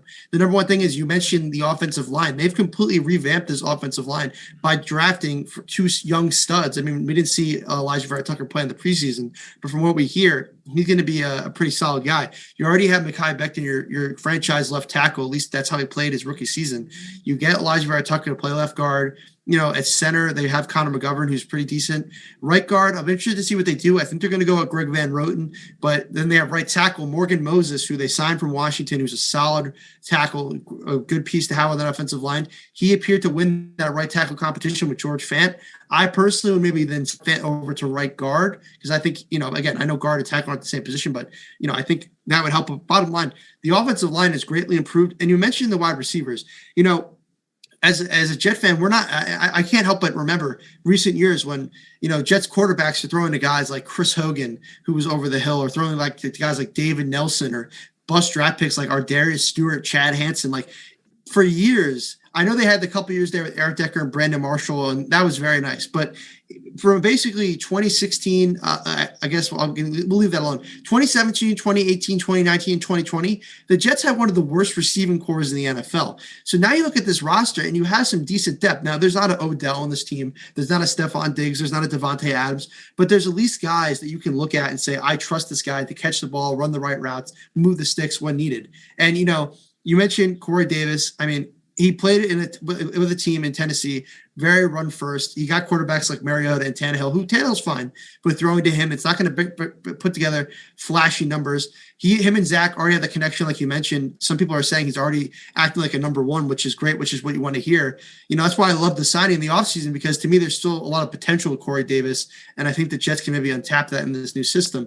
And, Corey Davis, you mentioned Denzel Mims, a second round pick from last year. He was hurt a little bit the preseason, was also had a stomach infection, didn't play a lot, but we can see what he can do in the second year, sophomore season. Jameson Crowder still around, very solid slot receiver. Also, Keelan Cole is a good depth piece there. Braxton Berrios, who can also punt return for you, is great. But the biggest one for me, when it comes to offensive pieces, I think the running back room is going to be solid as well. Tevin Coleman, you mentioned, Michael Carter mentioned, also Ty Johnson, I think, who had a good year last year. I think he honestly might be the best running back on the Jets. We'll see what happens there in terms of who ends up getting the most carries in that committee. But Elijah Moore, I think, is, aside from Zach Wilson, is the most exciting piece to watch on this offensive side of the ball for the Jets. I mean, the comparisons, you have guys like Odell and A.J. Brown coming out and saying, that Elijah Moore is going to be a stud. These are two of the best receivers in the game, already hyping him up. Then you got, people coming out saying that he was the steal of the draft. He should have been a first-round pick. Other people were saying that he's this year's Justin Jefferson. I mean, even if a fraction of that stuff ends up coming true, I mean, that's a huge win for the Jets, a team that's lacked a true stud, receiver since, since Brandon Marshall and Eric Decker. But in terms of a draft pick receiver, I mean, probably got to go all the way back to like Keyshawn Johnson or Wayne Corbett, who was undrafted free agent signing. I mean, in terms of in-house guys, it's been a minute for the Jets. So I'm thrilled. I'm so curious to see what Elijah Moore, who did not play in the preseason because of injury, but what he's going to do with Zach Wilson this season. Yeah, and there's a lot to like with these young Jets talent. I mean, he really is the talk of the camp. So when you have a guy like that, it's going to be really exciting to see what he is like in the regular season. Before we shift to the Giants, I do want to know one thing. Week 1, Carolina Jets play the Panthers. So that's a big game. You're going to see Sam Darnold in the Panthers uniform, and you want to make Douglas look like he made the right decision. So getting that first win is going to be huge for this Jets team. But I do want to shift to the Giants a little bit. I want to stay in New Jersey, in Newark, talking about those teams. But I do want to talk about the Giants now, and they're in a very different position. I talked about how it's not about this year for the Jets. It's very much about this year for the Giants. Daniel Jones' job very much on the line in my eyes. I think a lot of people are saying the same thing. Joe Judge has got a lot of confidence as head coach. I think a lot of people like what he's doing, and there is a lot of talent on this offense right now. And the defense is average. The defense should be able to win you games, but the question mark is with Daniel Jones and how he's going to be able to bring these pieces together. And is he going to be the guy moving forward? I think that's the talk, at least in my eyes. But Mike, I just want to get your overall perspective on this Giants team with Daniel Jones, what they're doing. How do you feel about the Giants heading into this season? Yeah, I mean, I've said it before on one-on-one. I said it on NFL Friday. I even said it when we did the open to the show today. To me, this is a huge make or break year for so many people involved with the Giants. I mean, first off, Dave Gettleman, he's been here long enough. The Giants have yet to make the playoffs under his regime. To me, it's either they make the playoffs this year or he's gone. I haven't really been particularly impressed with too many of his draft picks. I mean, some of them haven't really worked out as well as others. I mean, you think about even last year, Andrew Thomas. I mean, you watch the way that he had a subpar rookie season, in my opinion. Then you watch the way that he plays in the preseason. He doesn't look very solid. He's getting beat on the edge there. So, I mean, that's just an example, again, of a Dave Gettleman pick that seems kind of a head scratcher. Another one this year, Kadarius Toney. I mean, I don't want to pump up my own team too much, but I think the comparison with Kadarius is that he's got the Tyreek Hill speed, but I think a lot of people agree that he was not the best receiver on the board at that point. Elijah Moore is just one of the receivers that, a lot of people thought it might have been a reach. So there's been some questionable decisions on Gettleman's part. and a lot of them have yet to pay off. So for me, if the Giants are making the playoffs this year, Gettleman's got to go. And then in conjunction with that, of course, one of Gettleman's most infamous picks, Daniel Jones. I mean, he had a very solid rookie year. I'm not going to deny that. Fumbles were a huge issue his rookie season, but despite that, he was in the contention for offensive rookie of the year. I understand. But last year was just such a putrid season for Daniel Jones. I mean, more interceptions, fumbles. I mean, it was just a putrid performance. I know you can say that there were injuries. There was no Saquon last year. Offensive line subpar. I get all that. But to me, it just, I don't trust Daniel Jones. And my thing is, next year's quarterback class coming out of college doesn't look that great. It's just, Jones also has no more excuses.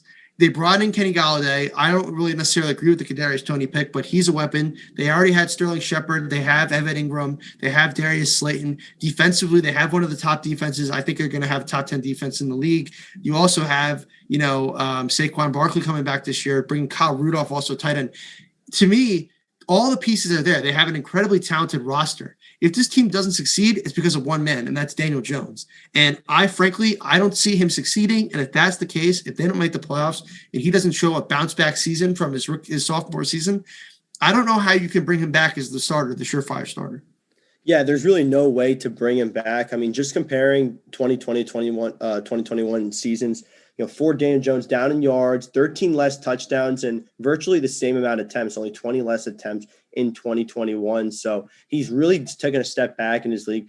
He has less interceptions. His completion percentage went up, but just overall with the eye test as well, he was not the same player he was. He had 2 game-winning drives in 2020, none in 2021.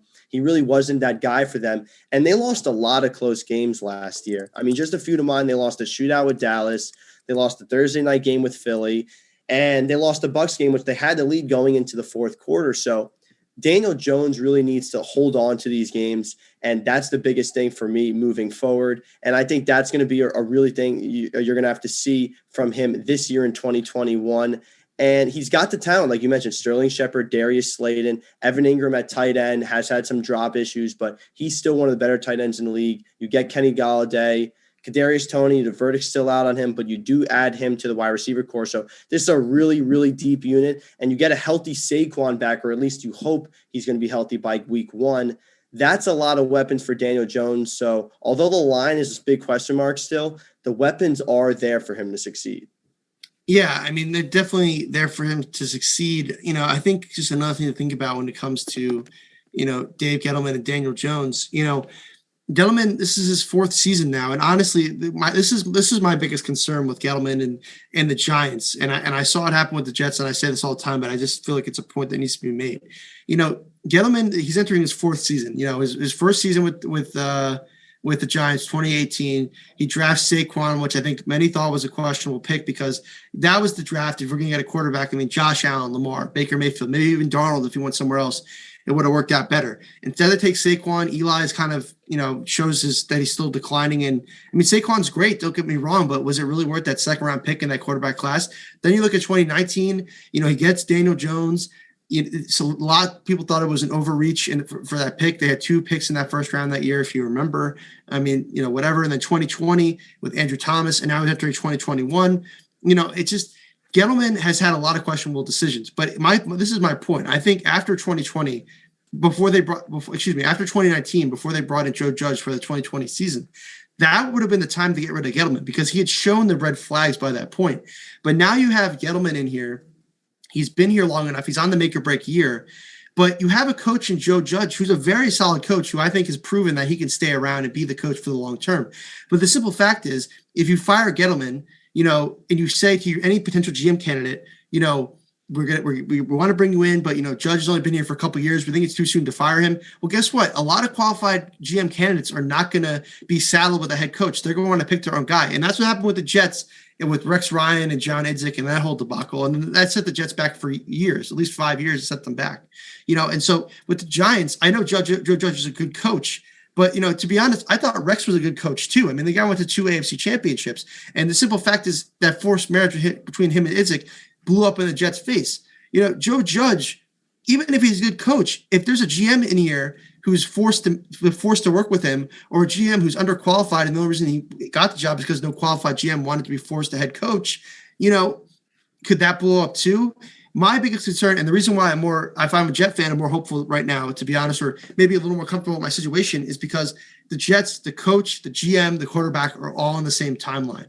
Your quarterback here is on the hot seat for the Giants, in my opinion. Your GM's on the hot seat, but your coach isn't. And now you have guys at different points. You have Gettleman in year 4. You have Daniel Jones in year 3. You have Joe Judge in year 2. All different tracks and timelines. And if you're trying to fix this organization, you're going to be swapping out pieces. And the thing is, they better hope to make the playoffs, because if they don't, it's going to get real messy.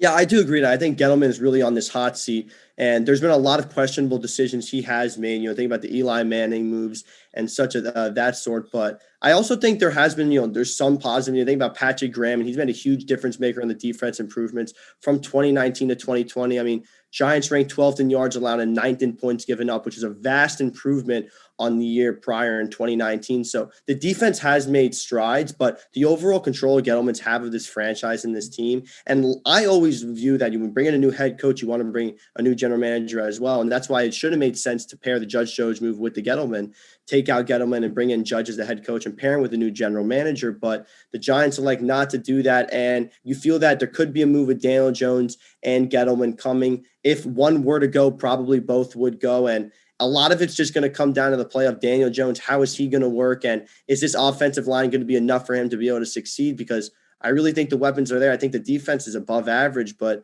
I'm a little concerned about the offensive line and the quarterback play. So I think that's going to really be a big thing for the Giants. I do want to wrap this segment up. Before we go, I want to give a little shout out. This year's schedule, they play Sunday, September 12th against Denver. They are away there. So that is going to be their first game. And if you're the Giants, you want to get that first win on the board before you start seeing your divisional opponents. Washington will be the following week on Thursday night. That'll do all for our football talk. After, we will now face headlines with Colin. We're going to talk about Big 12 expansion, NFL vaccines, about the Jags, the Buccaneers, who both have 100%, and the rest of the NFL. And we'll also talk about Bishop Sycamore. That'll be all after this break. We'll be right back.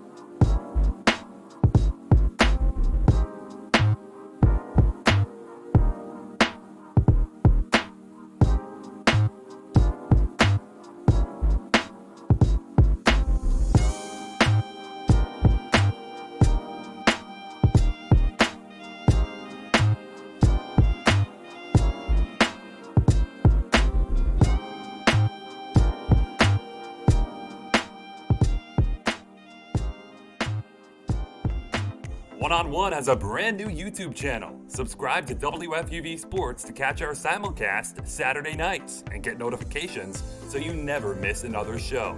Miss the show? You can find on-demand segments, interviews, and highlights every week. WFUV Sports, home to New York's longest-running sports call-in show and the flagship station of Fordham Athletics.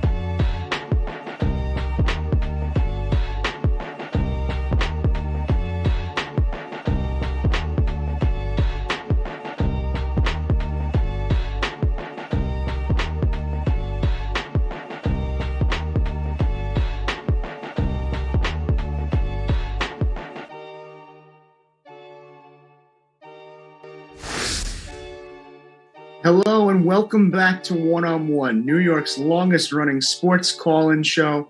I'm Colin Lochran here with Michael Calamari and Michael Leegan, and I've got you covered with the latest sports headlines. Guys, it was great to hear you talk Jets, Giants, so much happening. Zach Wilson's first year on the gridiron in the pros. I'm looking forward to seeing that. So much expectations placed on Daniel Jones for this upcoming season. It's going to be fascinating to watch, even more fascinating to watch as the season progresses. But we do have some football headlines that go a little bit outside the NFL. So let's start with our first headline over in the college circuit. It was reported recently that BYU, UCF, Cincinnati, and Houston are all set to be included in a Big 12 expansion by the end of next week. It should be mentioned that these schools were considered by the Big 12 in 2016 when they previously explored the idea of said expansion. Clearly, a lot of movement here. Mike Leegan, I'm going to toss it to you first. What do you make of the report?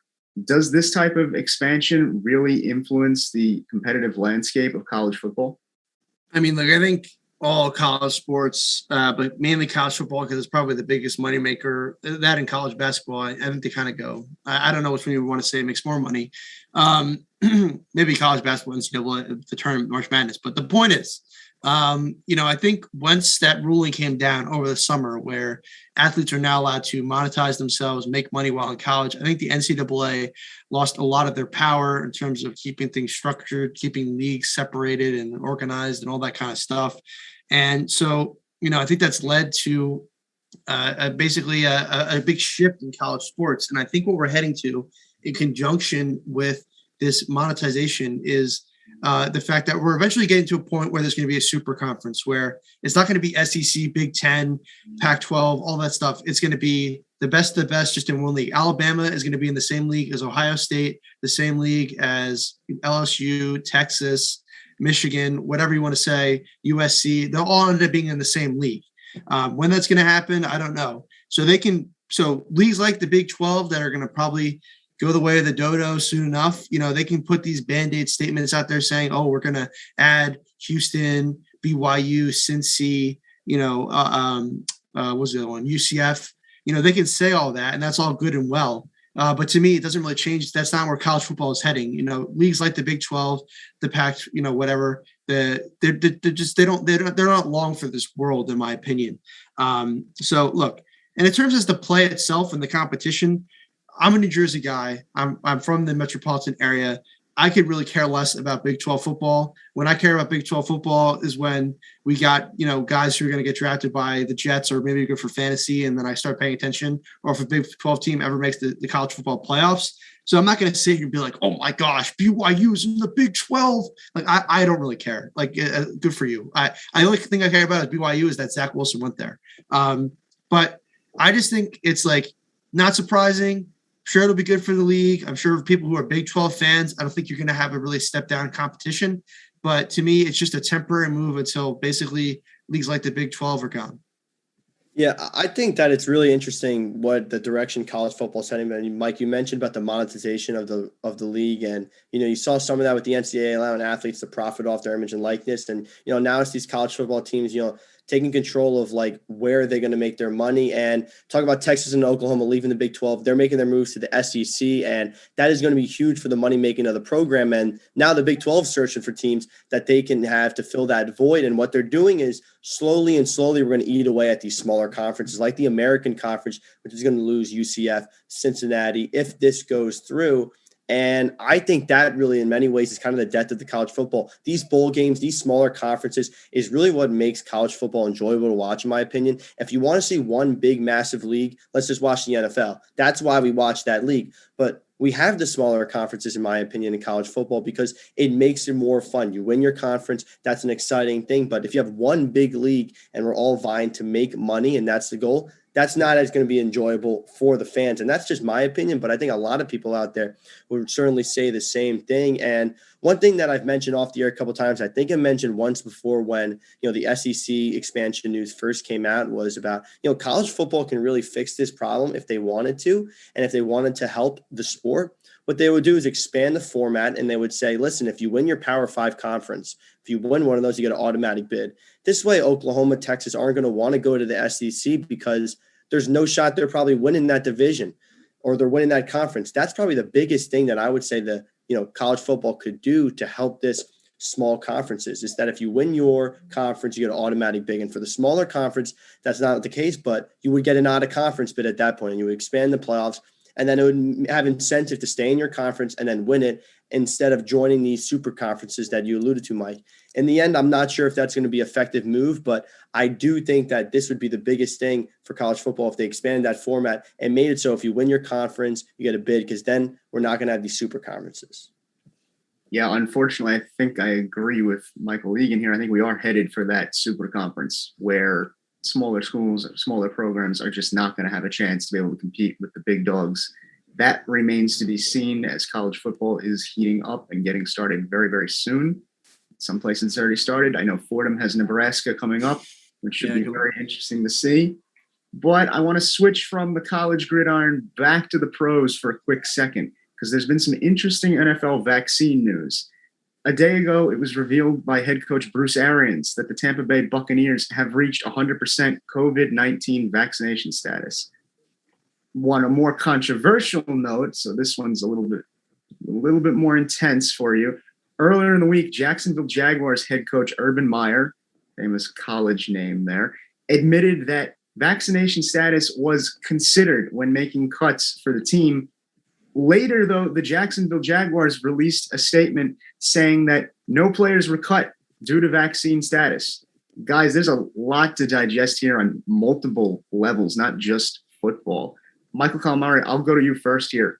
What do you think of the Bucs and Jags vaccine situations here, and what impact do you think vaccine status actually has on cuts, regardless of what they say? Because I can't help but think it has something to do with how they viewed this season as a whole, given the health protocols that will be in place. Yeah, I think for a lot of reasons why, these teams, might be more welcoming to players that are more vaccinated is really the obvious answer, is because they don't want breakouts and they don't want to have games forfeited. And that's the biggest thing. And obviously having your players vaccinated is going to protect them more. But if these players are not going to be forced upon a vaccination, then that should not come into the decision-making by Urban Meyer or the Jaguars. I think that's very clear. And it is a bit of a gray area with this one. But I think the bottom line is that the best way we can protect these players and have the most football is going to be the best outcome possible. And if that means vaccination, that's a good thing. But there shouldn't be a decision to cut a player and change his whole, career or job based on that decision. That is a higher up decision by NFL to make on player vaccination. I don't think it comes down to the organization itself, to cut loose a player based on those things.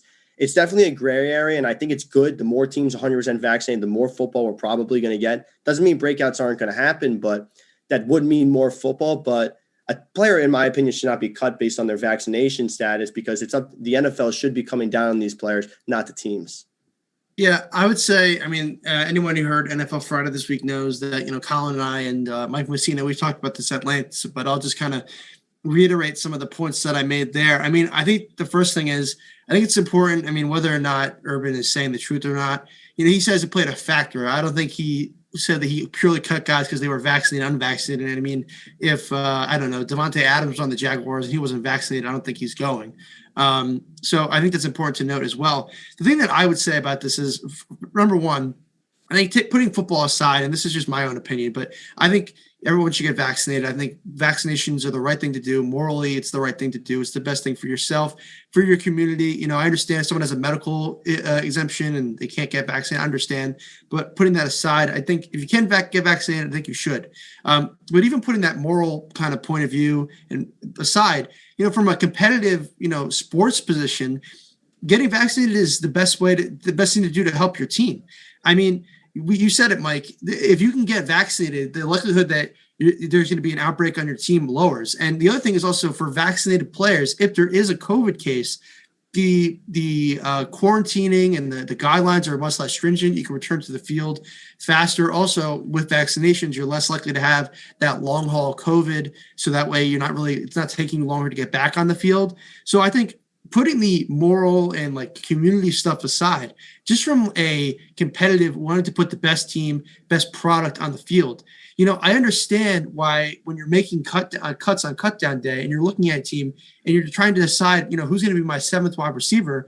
You got two guys who somewhat equal talent wise, but you know what? Maybe you're going to take that guy who's vaccinated because guess what? He's more likely to be on the field. He's more likely to help contribute to your team. He's going to be around to help you out. And if your team could be 100% vaccinated, like the Bucs are, for example, I think it's a great competitive factor. So, for me personally, I don't really have too much. I don't really find anything wrong with, Urban Meyer taking into account vaccination status. He didn't say I'm just cutting people based on if they're vaccinated or not. But even saying that, I mean, if we really break it down, I get it's the NFL and it has this aura and this mystery. But at the end of the day, football and these teams, they're private businesses. It's no different than a company, which we've seen across the country, saying, if you want to work for me, you have to be vaccinated. Even us, we're college students. To live on campus, to go to class, we have to be vaccinated. I mean, at the end of the day, the Jaguars are a private team owned by a private business owner. And, if he wants his players to be vaccinated or else they can't play for him, I mean, so be it, I guess. That's just kind of my point of view. I understand people have different points of view on that. But it's obviously, look, there's a lot going on here. It's COVID is obviously a very serious topic, as are vaccines.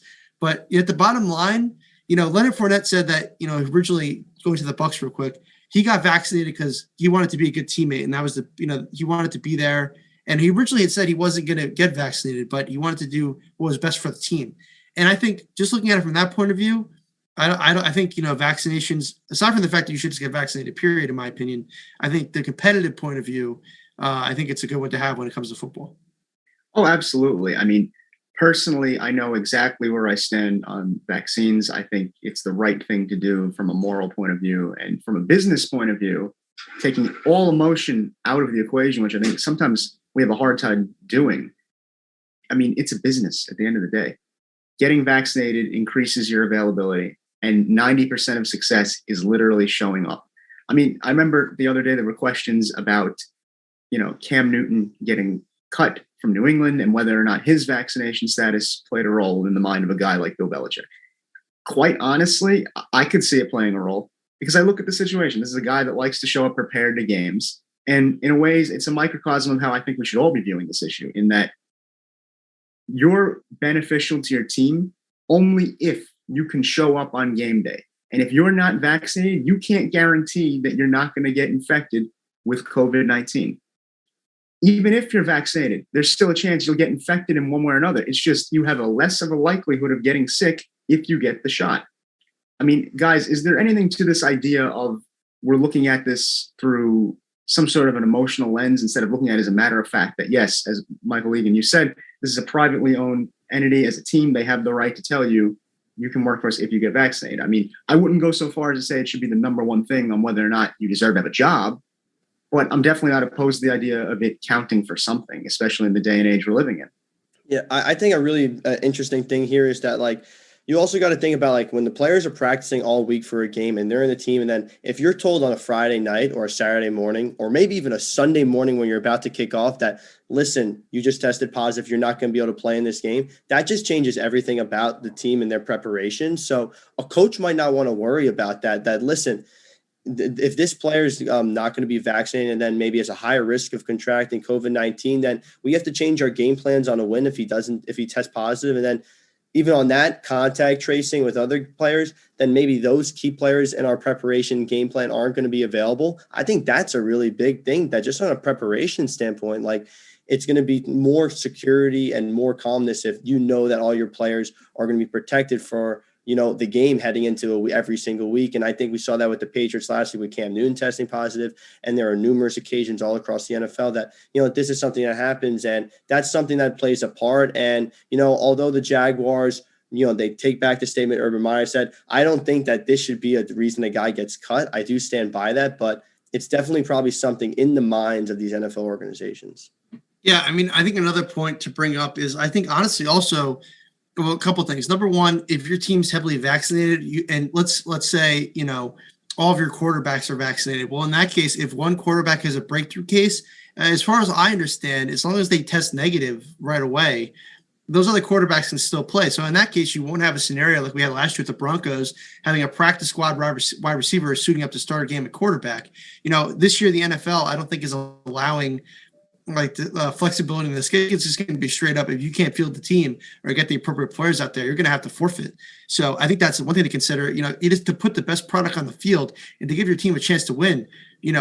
Maybe the best thing to do is to make sure the majority, if not all, of your players are vaccinated. And I think the other thing to think about too is this, in the report about the Bucs being 100% vaccinated, the team, a statement said, each player will now enjoy the benefits of being able to work out and eat together. They won't have to test daily. They won't have to wear masks around the facility. Won't have to quarantine following in close contact with someone who tests positive. So, from a team camaraderie point of view, we know how it is. We all have lived in this pandemic and age, like just to be able to like see people face to face, like indoors, like not having to wear a mask, being able to sit down and have a meal with people. Like these are things that we took for granted prior to the pandemic. I mean, and obviously from just a societal point of view, having that stuff back is great. But from a team NFL camaraderie point of view, the best way to play well on the field is if you know the guys on your team, you can relate to them, you have a connection with them. I mean, those friendships honestly usually translate to better play on the field. And the better way to foster that is to make sure you can actually hang out with these guys. And it seems to me, based on the NFL's policies, that in order for players really to hang out and connect and spend time with one another, they have to be vaccinated. I mean, from what I understand, the NFL is still forcing players who are unvaccinated to sit by themselves at lunch. They have to test daily. They got to wear masks around the facility. I mean, these little things, they're keeping them safe, which is very important. But, it hurts team camaraderie. So you know what? Get vaccinated. So aside from the fact it's going to keep you healthy, if more players are vaccinated, you can have more of a normal kind of feel around the organization. And maybe that's another competitive advantage to have as well. Definitely an important issue and one that I'm glad we were able to discuss. It has ramifications not just for the NFL, but in our society in general, in terms of getting vaccinated and all that goes into that. But to transition from something on the serious nature to a little bit more lighthearted, our last football headline covers the strange and outlandish portion of the show. I've often been told that life imitates art. This time it seems to imitate bad television. Last Sunday, ESPN aired a high school football game between IMG Academy and Bishop Sycamore. IMG, annually one of the best programs, destroyed Bishop Sycamore, 58-0. As if the result of the game wasn't punishment enough for the viewer and for Bishop Sycamore, ESPN's airing of the mess drew national attention for Bishop Sycamore's program. Now basic things like the location of the school, the age of their players, and the financial legitimacy of the program are all being called into question. Opposing schools like DeMatha have even gone so far as to cancel their impending games against Bishop Sycamore. Mike Leegan, I'm going to kick it to you first here. What do you make of the madness here? I couldn't help but laugh. I said it off the top. This is something I would see on SNL, Key and Peele. I don't know when SNL is coming back because I don't watch it anymore because it's terrible. It hasn't been good since like 5 years ago. But the point is, when it does come back, you guarantee you can take it to the bank. One of their skits is going to be like some kind of football sketch where it's like Bishop Sycamore and like whatever. They're going to make fun of it somehow. Someone will in some way at a comedy sketch. It's just absurd. Number one, I think ESPN came out and said the reason this happened is because they hire a third-party marketing company that like finds these high school teams to play. But ESPN, look, they've been on decline for a while now. Let's be honest. They're not the company they once were. But this is just a joke. Like, how do you let this get to air? How do you let your broadcasters prep for this game and not realize in the lead up and prep for this game that, wait a minute, maybe this school isn't really what they said they were. That in itself is a joke. And then, there are just so many things that we can touch on here, and I'll just name a couple of them. Number one, the head coach has like an existing arrest warrant I don't know if you can call him a head coach because the school doesn't exist, but he has an existing arrest warrant after him. And then, he was fired. And also apparently if you put the address of the school in, it's actually like a sports training facility. And I think it was, I don't remember who talked to them. It was some sports outlet either. I don't know. It might've been the AP or maybe it was Sports Illustrated, somebody, but basically some news outlet went down there to the sports complex and was like, yeah, so what's the deal with this team? And they're like, oh yeah, they come around here, train once a month, but they don't go to school. There's no school here. Like, what are we talking about? But the craziest thing for me, and I want to hear you guys' thoughts too, was one player saying like they had to just go to like the players on the team, aside from the fact they were all like not in high school, they were all way too old. They had to go to like Walmart and like the grocery stores and like straight up shoplift food just to live, to eat, to survive. And just like, I don't know how like this went on for so long, but it's just crazy. No, yeah, I mean, that's exactly correct. There's so much craziness to the story. I mean, you mentioned that one right there about the player stealing that food, just to like stay alive. And, I think one of the craziest ones is that, when like people on the internet began to dive deeper into this Bishop Sycamore story, I mean, they like found like 2 addresses listed for the school, I believe. And one of them was like some library in Columbus. Another was just a residential house area. So this school seems to be like almost completely made up. If it is, it's really just a crazy story. And like the players on the field were not like football players at all. I mean, this was a dangerous situation watching the game. I mean, IMG was up 30-0 in like the second quarter of the game. I mean, this was another blowout. And I have to give it to the ESPN announcers for being able to honestly call that game while watching it and like really realizing that this is just not an unfair advantage at all. And it really just like, it also raises question marks like, how do they like find these teams? Like you said, they go out and get a third party, but there's got to be some more background checks when you set up these games and host it on ESPN before you throw it on the television for national TV. So I think that's also a big thing, that how do you get to that point where this team is on national television playing a top school in the country in football? I think that's just an absolute wild thing that it just got to this point. I mean, it's completely ridiculous. I mean, I look at the game, 58-0 is bad. And then you take into account all the side effects from that came out. I mean, they stiffed the hotel that they were staying at in Canton at some time. I mean, the age of the players. I mean, that one, Mike, you said at the beginning of the show, it reminded you of bench warmers with the birth certificate. I'm 12 or something. It's ridiculous. I mean, you just can't help but like roll your eyes at it. But at the same time, what I'm wondering is, are there more out there? I mean, they had the GoFundMe page up and, they were apparently getting some money. I mean, now they're selling merchandise, apparently, I heard somewhere. Are there more schools that are doing this? Because, my God, this is pretty bad.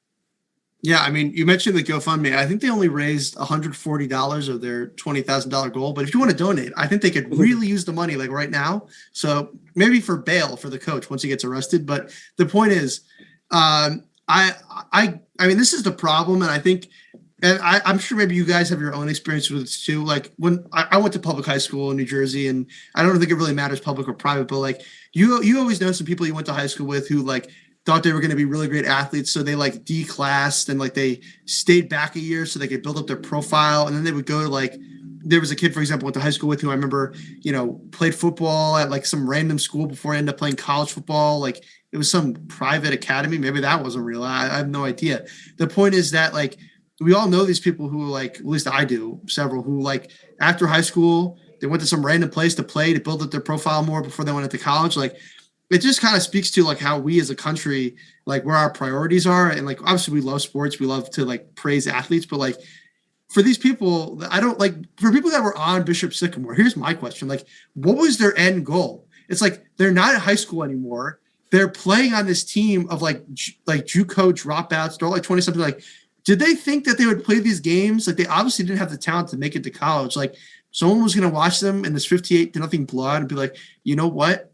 Nick Saban was like, yeah, that kid, full scholarship to Alabama. I'm going to need him on my defensive line.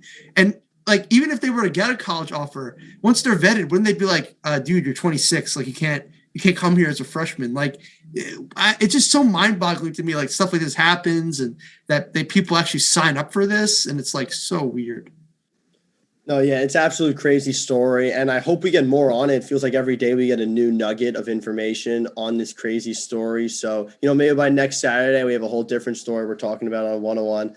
But until then, we will go to a quick break. When we get back, Colin will stay with us. We're going to do NFL predictions. Who do we like for MVP? Who do we like for Rookie of the Year on the offense and the defense? Teams we think are the teams to beat. And then AFC, NFC championships. And we're going to end with our Super Bowl pick. Until then, though, we will head to a break. You're listening to 90.7 FM.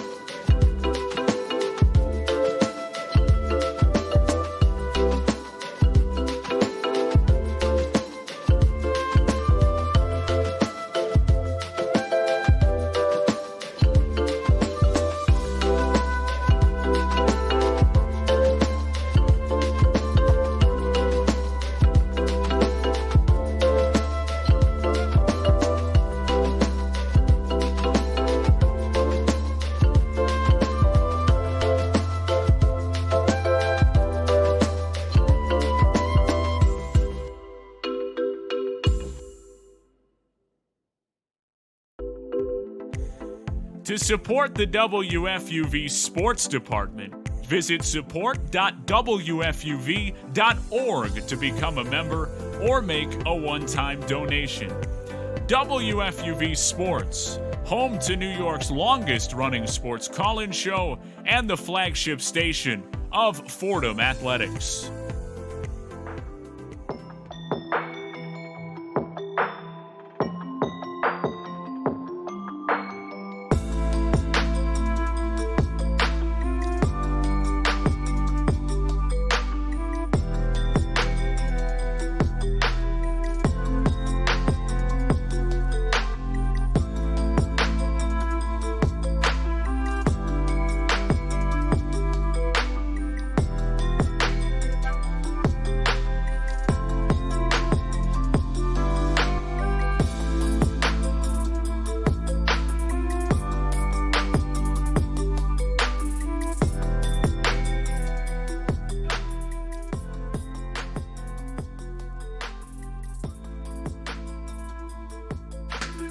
Welcome back to One-on-One, New York's longest-running sports call-in show. Michael Calamari here with Mike Leegan and Colin Loughran. About 1:35 here in the morning. We got a lot to talk about still.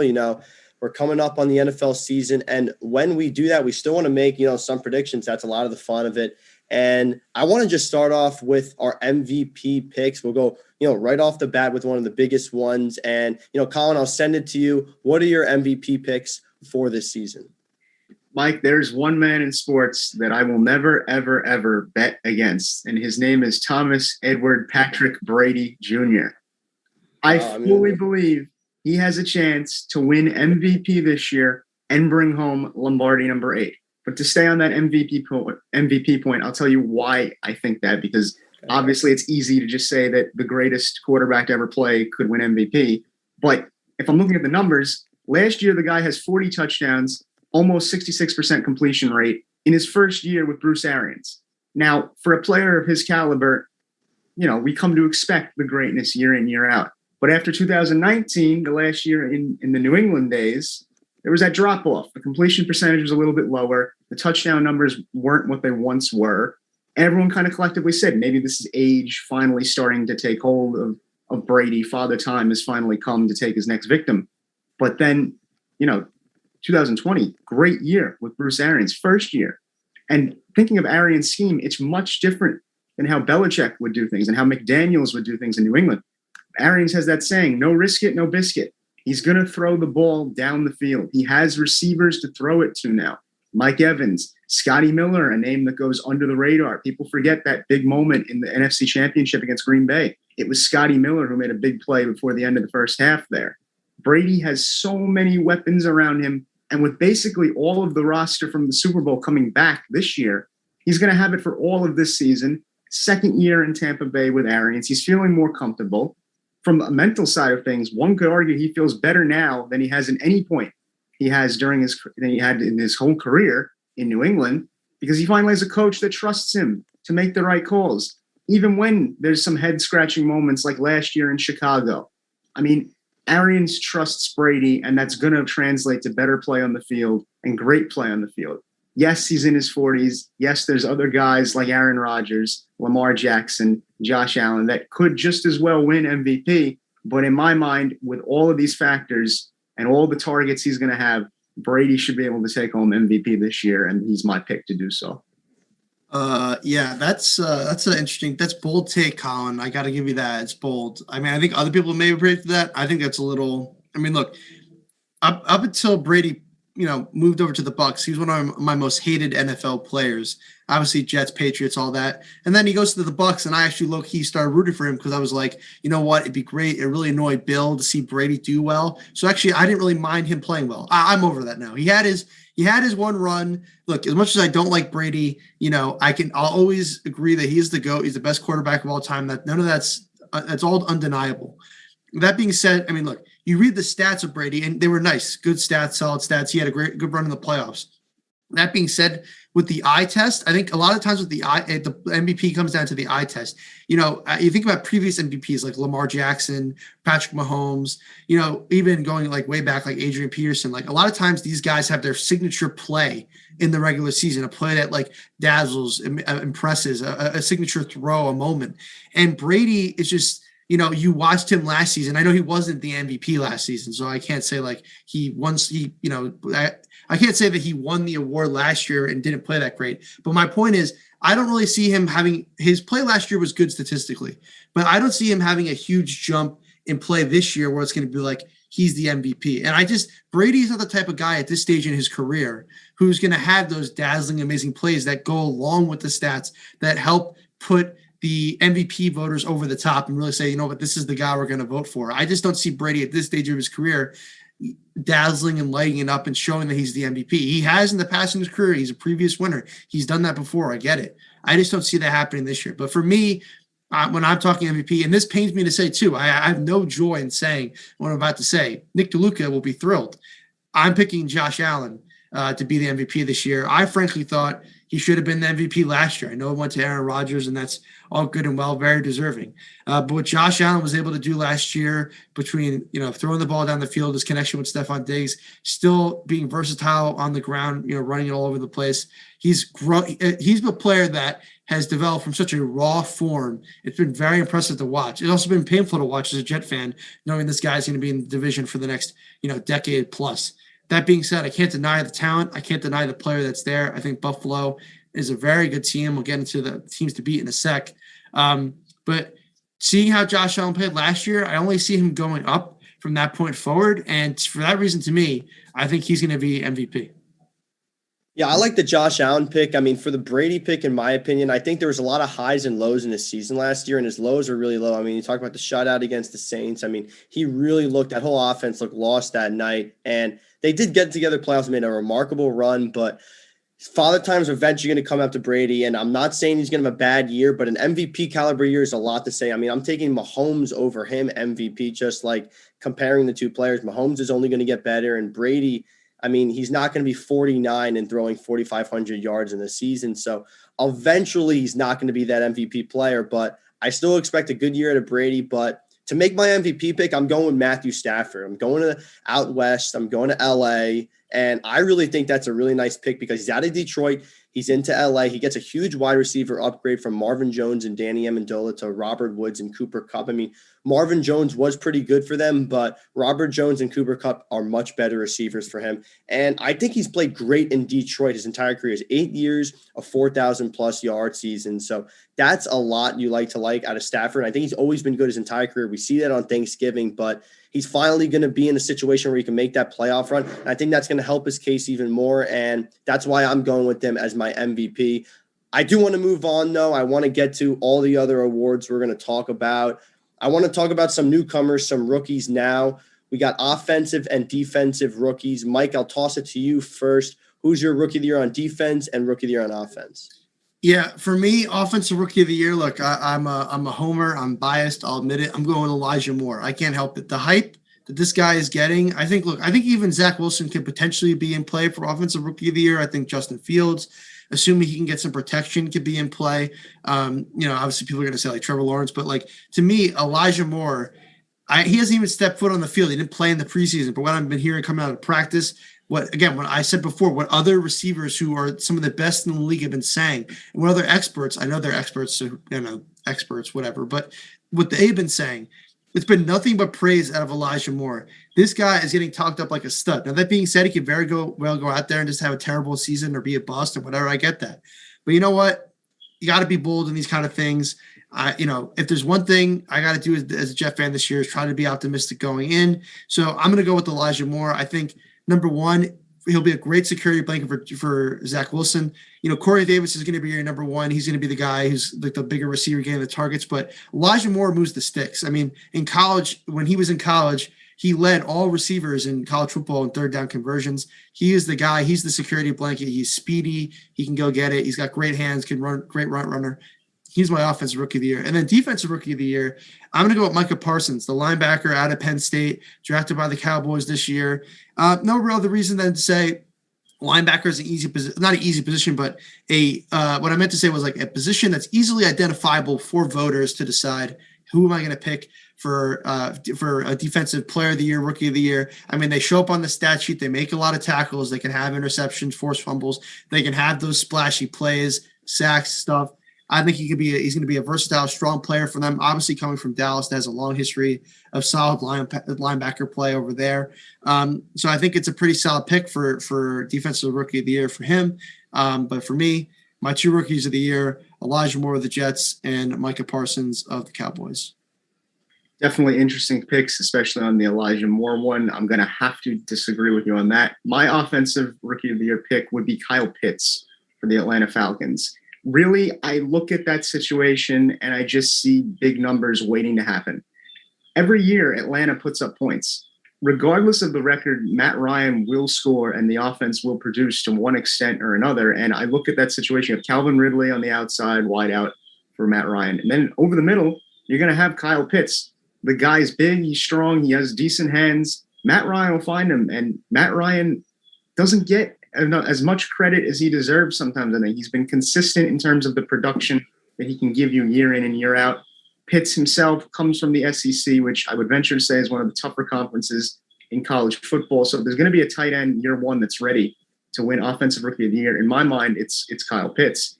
And Mike, I got to agree with you on the Defensive Rookie of the Year. I also have Micah Parsons. Really just, I look at him and I see a guy that has a lot of talent as a pass rusher. And in a division like the NFC East, where really the only offensive line that he'd be facing that's somewhat scary is Washington, he's going to have chances to wreak havoc on quarterbacks, make big plays, maybe pick up a fumble here or there, and have a great year out of the gate. And, you know, Dallas, year in, year out, they're playing in these tough games. It's a weak division. You got to think that we're playing meaningful football until at least early to mid-December. So Micah Parsons is my pick for Defensive Rookie of the Year. And on offense, I have Kyle Pitts taking home Rookie of the Year. Yeah, so I'm going to make it 3 as far as Rookie of the Year on the defensive player goes. I think this is really obvious just because of how he looked in the preseason. I mean, he's named the Defensive Rookie of the Year for the preseason by Fox Sports. And the resume is there, 109 tackles in 2019 with Penn State. He's all over the place. And like you said, Mike, linebackers usually forgiving position when it comes to awards, especially on the defensive side. So I really see him coming out and being the Rookie of the Year on the defense. On the offense, I mean, I talked about it a lot earlier, Zach Wilson. I mean, I just really like what I've seen from him. And I usually like quarterbacks in this field for at least Rookie of the Year offensively. And Trevor Lawrence has not looked as good to me. He's looked unsure in the pocket. He's looked not good in stress situations with guys on him. And that line doesn't look amazing protecting him. So I think he might have some trouble in Jacksonville. That'd be the other guy that I would have taken. But I think Zach Wilson's in a good place with the Jets right now. I think he's got some good targets he can find. He looks very poised in the pocket. He makes good throws on time. And I think that's going to help him win Rookie of the Year on offense. I don't think they need to win 8-9 games for him to win, but if he shows himself, I think he's going to lock up that award. I want to shift to our third category here for predictions. A team you think is going to be the team to beat, maybe a team that wasn't as good as the year before that's going to get better. Maybe a team that was good and that's just going to be just as good this year. Just one of those teams that is going to be a tough for any opponent. Colin, I'll start with you. Well, I think the class of the NFL is still the Tampa Bay Buccaneers. One way or another, they're coming back with basically the same roster. You could slice it any way, but when that team comes back, they're going to be good. They're going to be competitive game in and game out, and nothing on their schedule really would scare me other than maybe the game against Buffalo, which you could, flip a coin on either way who wins that one. But like I said earlier, I mean, yeah, Brady's not going to be flashy at all, but he will be productive. He'll have guys to throw to, which he didn't have in the latter years in New England in 2018 and 2019. And you know what? He won a Super Bowl in 2018 with basically a bare bones receiving core with James White and a Rob Gronkowski, who at the time was basically like Frankenstein's monster, where they would have to stitch him up before games and just hope that he did not fall apart at the seams. Brady now in Tampa, he's more relaxed. He's going into his second year with Bruce Arians. I just think it's a recipe for success. And I'd say the only other team that I would pinpoint to watch out for is the Kansas City Chiefs. I think we're headed for a rematch because if I'm Patrick Mahomes right now, I'm highly motivated to get back to the biggest stage in football and basically get one back from Brady.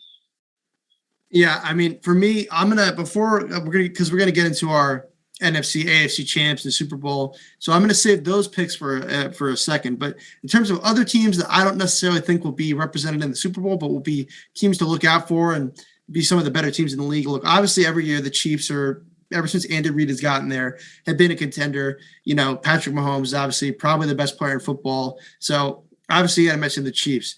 The Bucs, like Colin mentioned, look, like you said, the entire roster's coming back. That's unprecedented in the free agency era for them to basically retain everybody.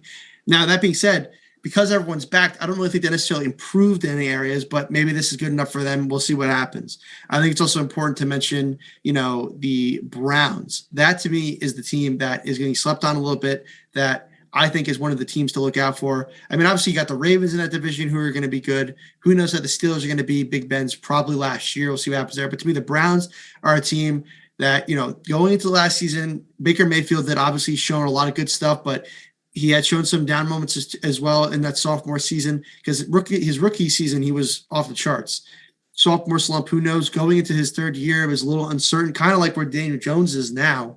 And him, Kevin Stefanski, and that great running attack with Nick Chubb, I mean, they really put out a great team that played well defensively with Myles Garrett over there at the pass rush, and offensively were able to throw the ball, run the ball. It was a very exciting team to watch. Of course, they ended that long playoff drought, made the playoffs with a surprise win as well. I mean, the Browns are one of the teams to watch, in my opinion. And, with that being said, I think, are they going to be a Super Bowl team? I don't think so, but they're definitely a team to look out for. Yeah, Mike, I mean, I definitely agree with the Browns. I think they're going to be back. That running game is too good, in my opinion. You got Nick Chubb and Kareem Hunt in that backfield, and that's just going to be so dangerous. And this is a team that relies on the run. I mean, they live and die by it, and they only need Baker Mayfield to be so much. And he was so much better last year than he was the prior year. I mean, he had 13 less interceptions the last year than he did the year before that. He also had 3% increase in his completion percentage. So those numbers were there that he was better. And he also gets Odell back. And I really think that, Odell has something to prove this year. He hasn't been the wide receiver he was with the Giants, at least not with Cleveland though. So I think that he can really improve a lot. And I think that the AFC will be a tough division for sure, but the Browns will be right there. And it's going to be up to that defense if they can keep them in the game. I think that's a big question mark. Talk about that Chiefs game, an absolute shootout, but I still like this Cleveland offense. I think they're one of the better teams. And if I have to give a second team, I have to, talk about my own Pittsburgh Steelers. I think that like I mentioned with Odell, I think the Steelers have something to prove. I mean, this is a team that was dominating. They went undefeated early in the season in 2020, but, they kind of fell apart. The offense was just not good. Big Ben did not have a lot of time in the pocket. His throwing arm was almost completely shot, it seemed like, and they could not make passes when it mattered. But they get Najee Harris, and that running back play for Pittsburgh was so bad last year. When you get a guy at the top of the draft like Harris, that's going to be a huge difference maker for them. And the defense is there. I mean, this is probably one of the best defenses in the NFL. You got TJ Watt, Devin Bush, Cameron Hayward, Minka, Joe Hayden. These guys are going to win them games just on their own merit. The offense only needs to be so good. Now, yes, that division is stacked. You have Baltimore, you have Cleveland, you have Pittsburgh, and the Bengals. You're not sure we're going to get with Joe Burrow at the helm, but I think the Steelers are still going to be right there in the midst of it, and they're going to be contending for that wild card.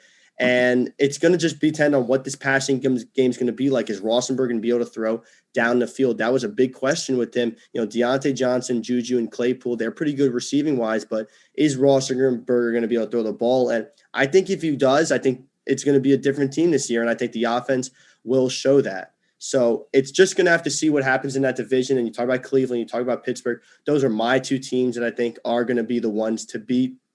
But now to move on, I want to get to the finale, our AFC, NFC champions. And, after those picks, Super Bowl champion, who do you guys like to make it? I know it's early, but we're coming up on the season. So I feel like it's only right that we give those takes before we have week 1 start Thursday night. Mike, I'll give it to you first. So I mentioned some of the teams to beat. I think personally this year, the AFC, it was kind of last year as well, but I think the AFC is the stronger of the two conferences, just with the NFC losing Drew Brees. The Saints aren't really, we'll see how Jameis does, but in the NFC, the only teams that I really are considered true contenders for the Super Bowl would be the Bucs and the Packers. The other teams, I don't really fear the Seahawks. I don't really fear the Rams. I don't really fear the Cardinals. It's I don't find the NFC as threatening. The AFC, I think, is a little more stacked. So with that in mind, to me, this is going to be the Super Bowl matchup, in my opinion. The NFC champion will be the Green Bay Packers. So look, the football works in mysterious ways. I think a lot of us were wondering what's the status of Aaron Rodgers. Is he going to stay in Green Bay? Well, he's here for at least this season. He's probably going to be gone after that this year. And that being said, I think Aaron probably wants to go out in a blaze of glory in Green Bay. I would hope, him and LaFleur, probably not, but maybe they did put their differences aside. The simple fact of the matter is this team 2 years ago went to the NFC Championship and lost. A year ago was in the NFC Championship at home and lost. Now I think they're onto what could be their third strike. I think they're probably going to hit a home run, get to the Super Bowl. This team is just too talented offensively with one of, if not the best quarterbacks in Aaron Rodgers, one of the best receivers, if not the best receiver in Devontae Adams. Of course, Aaron Jones on the rushing attack. Defensively, they have a very solid unit. So, I think the Packers probably going to get over that hump, get to the Super Bowl finally, and I think they're going to face the Bills out of the AFC. I think finally this is Buffalo's time. Of course, we all know about the infamous 4 falls of Buffalo back in the 90s. Finally, Buffalo, I think, will be back in the Super Bowl with the MVP and Josh Allen, a great defense, good offensive weapons like Stephon Diggs. I think they make it there. So Bills, Packers in the Super Bowl, in my opinion, my prediction, and I think it's going to be the Bills. Finally, as much as it hurts me to say this, Nick DeLuca, I hope for you this comes true. Our colleague, our big Buffalo Bills fan here. Buffalo Bills win the Super Bowl. They overcome their long curse, finally take one home. I'm no fan of the Bills, but that's how I see it. I'm going to agree with your take in the AFC. I think this is Buffalo's year. They have to make Jim Kelly proud after those 4 falls, as you mentioned. I just think Josh Allen had made a big jump last year, and he jumped the year before. And I think it's going to be interesting to see how he does that again this year in the playoffs. And I think this is the year they sneak by Kansas City. Now, I know I said Mahomes will be a different type of motivated come playoff time, but something just tells me that this is the year that Buffalo is able to especially when you have receivers like Josh Allen's going to have. You have Emmanuel Sanders, guys like that might fly under the radar at first, but could prove to make a big difference at the end of the day. And in the NFC, I think you guys know I have to go with them. It's going to be the Tampa Bay Buccaneers. I know that Aaron Rodgers will be motivated as well this year with Green Bay. I know he has Randall Cobb back. I know he won MVP last year. He's going to want to win one this year, but something tells me that Tampa Bay is just a more complete team offensively, which I've already bloviated about probably too much. But even on the defensive side of the ball, guys like Shaquille Barrett, guys like Ndamukong Suh, they're coming back. They're still a strong unit that I think they'll be able to outlast Green Bay in a potential NFC Championship game. And in the actual Super Bowl, I do think it will be the Buccaneers who will outduel the Bills. I think Brady will bring home his 8th title just because I feel when the Bills get there, it's going to be yet another step that Josh Allen's going to have to take in taking on such a legendary quarterback on the biggest stage.